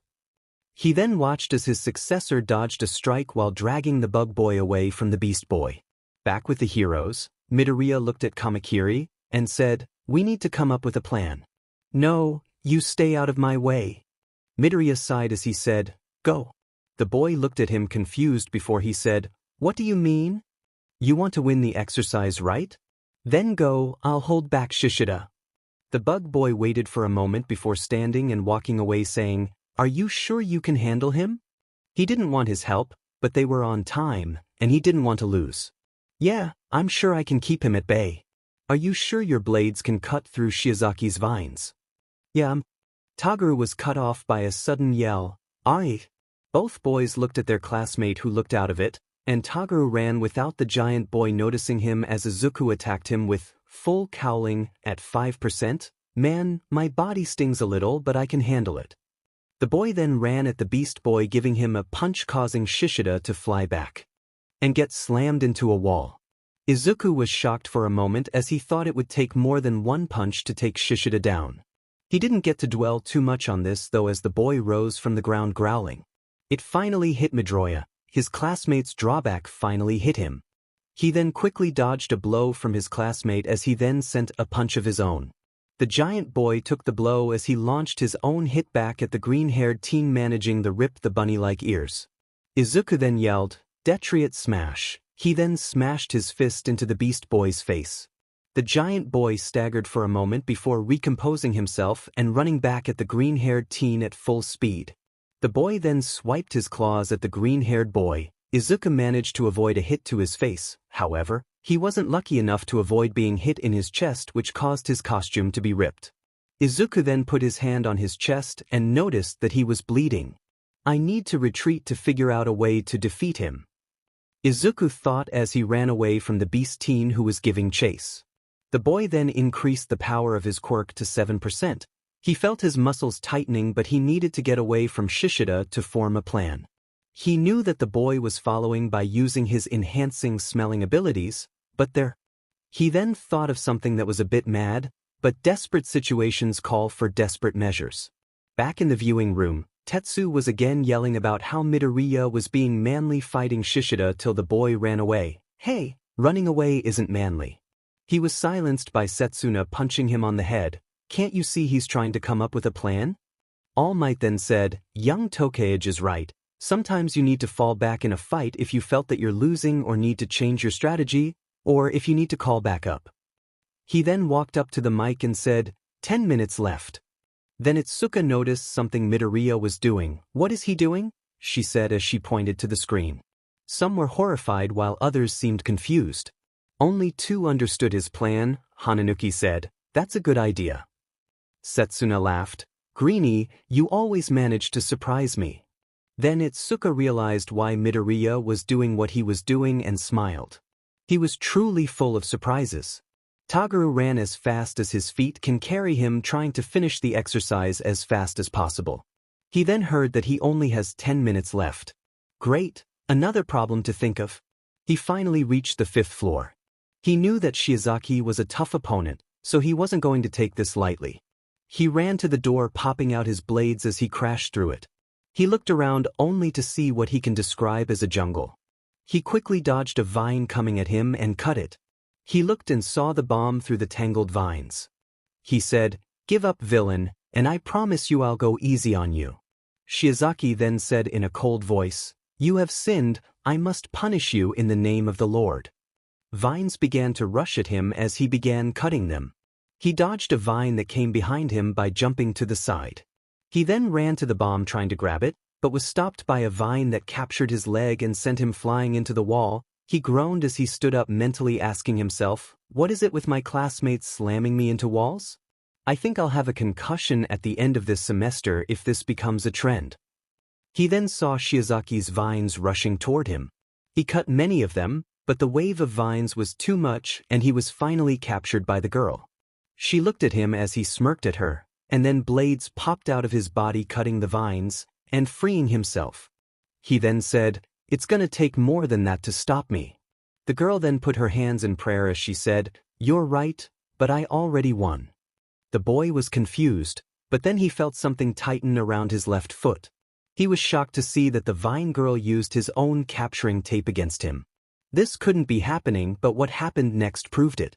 Young Kamakiri had been captured. Pride is one of the 7 deadly sins. You were so focused on finishing the exercise to protect your pride that you didn't notice that your capturing tape fell, or I was slowly bringing it to you. The vine girl told him. The bug boy then smacked his forehead. She was right. He was so focused on winning the exercise alone that he lost focus on everything else. If he was a little more attentive, he noticed her plan. He looked at her and said, you got me.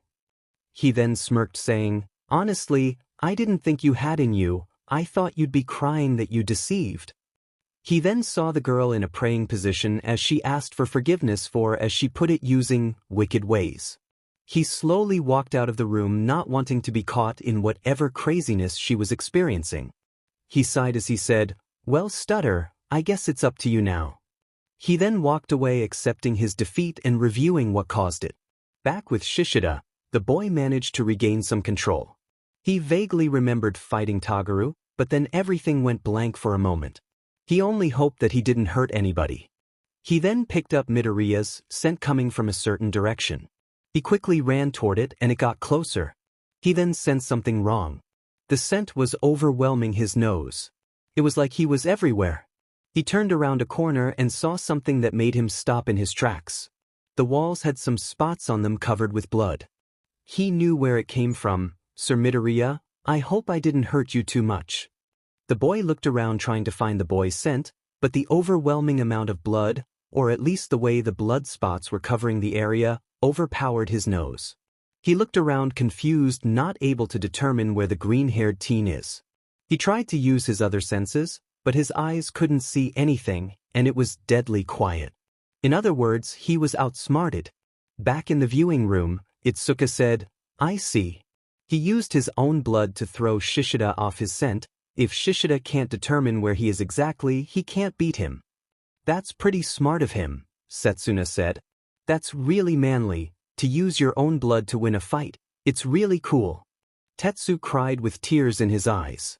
All Might stood there astonished by his successor's ingenuity. Young Midoriya, you keep surprising me. The way your brain works is truly remarkable, but… He looked at the blood and shivered. Couldn't you find another way to trick him? Shishida looked around in confusion as he tried to find the green-haired hero. Without his sense of smell, he was lost. He then heard something move quickly. He didn't have time to think as Izuku yelled, "Smash!" He was then sent flying and got slammed into a wall. The green-haired boy looked at his beast-like friend and brought out his capturing tape. He slowly walked toward him only for the boy to jump attempting to grab him. He barely managed to avoid the furry hand reaching out for him. He looked at the boy and said, I must admit Shishida, it was kinda naive to expect you to go down from one punch. The beast boy then said, Bruh. He then added, smart move using your blood to throw me off your scent, but it ends here, hero. The boy then rushed at him as he swung his arm toward Izuku, but the green-haired boy jumped, powering his quirk up to 6% and sent a punch to Shishida's face which made the boy fall back, but he came back up quickly. He then swiped his claws at Izuku, who dodged, going under him and giving him another smash, but Izuku was beginning to feel the drawback of his quirk as his muscles began to hurt him, and his bones began to rattle. The beast boy then threw a punch that connected with Izuku's stomach, knocking the wind out of him. Izuku then stood up and ran at the boy, who swiped his claws once more. Izuku then jumped up, and the claws struck his legs. He swallowed down his pain as he went to the side, before coming back at the beast boy. He then smashed Shishida in the face with a 15% smash. The beast boy was then sent flying to a wall and crashed into another room through it. Izuku waited for a moment before walking to the boy. He saw that Shishida was now unconscious and in his human form. The boy then pulled out the capture tape and put it around the boy's arms. He then looked at his own body to assess the damage done from the fight with the beast boy. His arm was clearly bruised, not broken. It began to turn red, which in his books was a sign that he can continue.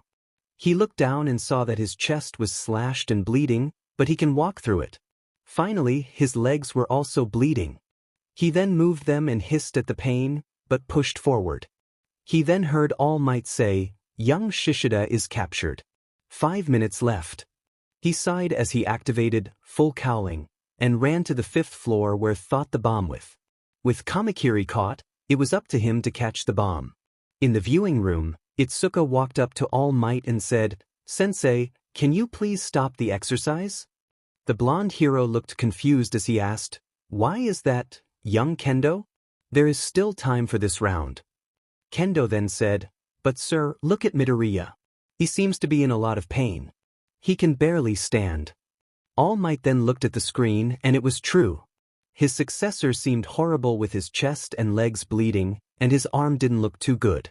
He was torn between stopping the boy from harming himself even further or allowing him to continue the exercise. He walked over to the mic not knowing what to say, but Setsuna then said, that's a bad idea. Izuku looked at her and said, you don't honestly think that allowing Midoriya to continue like this is somehow better? She then pointed to the screen. The lizard girl sighed as she said, no, but we can't coddle him. Midoriya now is in his zone. I mean, look at him. His demeanor is different. The usual stuttering, anxious, and nervous boy is replaced by someone more confident. I think it is best if we see what he will do. If we can't handle small injuries from training, how are we going to be heroes? What Midoriya is doing now is the right thing. In desperate situations you can't back down, you must overcome your injuries and keep pushing forward because people are depending on you. Izuku then nodded her head saying, I hope this is a good idea. While Tetsu cried in the background saying that Setsuna was manly. All Might smiled as he said, once again young Tokage is right, in situations where everything is hanging in the balance, we must overcome our pain and injuries. We must go beyond. He then lifted his hand as he yelled the school's motto, plus? The students carried on as they yelled, "Ultra!" Back with Izuku, he managed to reach the 5th floor. He looked at his watch and saw that he only had 3 minutes left. He knew Shiozaki was a tough customer, so he had to outsmart her and reach the bomb before she can catch him. He looked at the entrance, which was covered by vines, and powered his quirk to 7%. He then punched the vines, which blew them away. Once he entered the room, he saw the girl in front of him, while the bomb was on the other side of the room. The girl then sent her vines toward him. He then began to try and dodge the vines, which he was able to do successfully most of the time, and in some cases, he had to rip them off. He then ran to the bomb, but a vine caught his leg, causing him to hiss, and threw him back. The girl then said, "Midoriya, don't fall into the sin of pride like your friend, and give up." She then saw his state and added, "You are in no state to fight. You fought now honorably, but it ends here." The girl then sent her vines from multiple angles and tied them around the boy. Back in the observation room, they saw Shiozaki tie Izuku with her vines, and Itsuka said, "Please call it off. It's clear he was caught." All Might knew that his successor had 1 minute left, but he was caught. He went to announce his capture, but Setsuna stopped him by saying, "What is Greenie doing?" He looked at the screen and smiled. Izuku knew he was captured, and he didn't have much time left. If only he could hit her from here, he could free himself. He looked at his fingers, and an idea came to him. He then angled his hand from his binds in such a way that it was aimed at the girl. He then powered, one for all, to 20% as he flicked his finger at the girl, sending a huge burst of wind that not only cut his bindings but hit Ibra in her stomach, causing her to double over. The boy then fell and hit the ground, as he looked at his fingers, which were bruised and red. Wonderful, he looked at the girl, then the bomb, and bolted toward the ladder. Ibra then saw Midoriya run toward the bomb, so she sent her vines after him as she said, "You'll not succeed. Give up." The boy then jumped with a quirk, empowering his leap. He was now in front of the bomb with his fingers centimeters away from them, as he also felt the vines slowly catch up to him. And then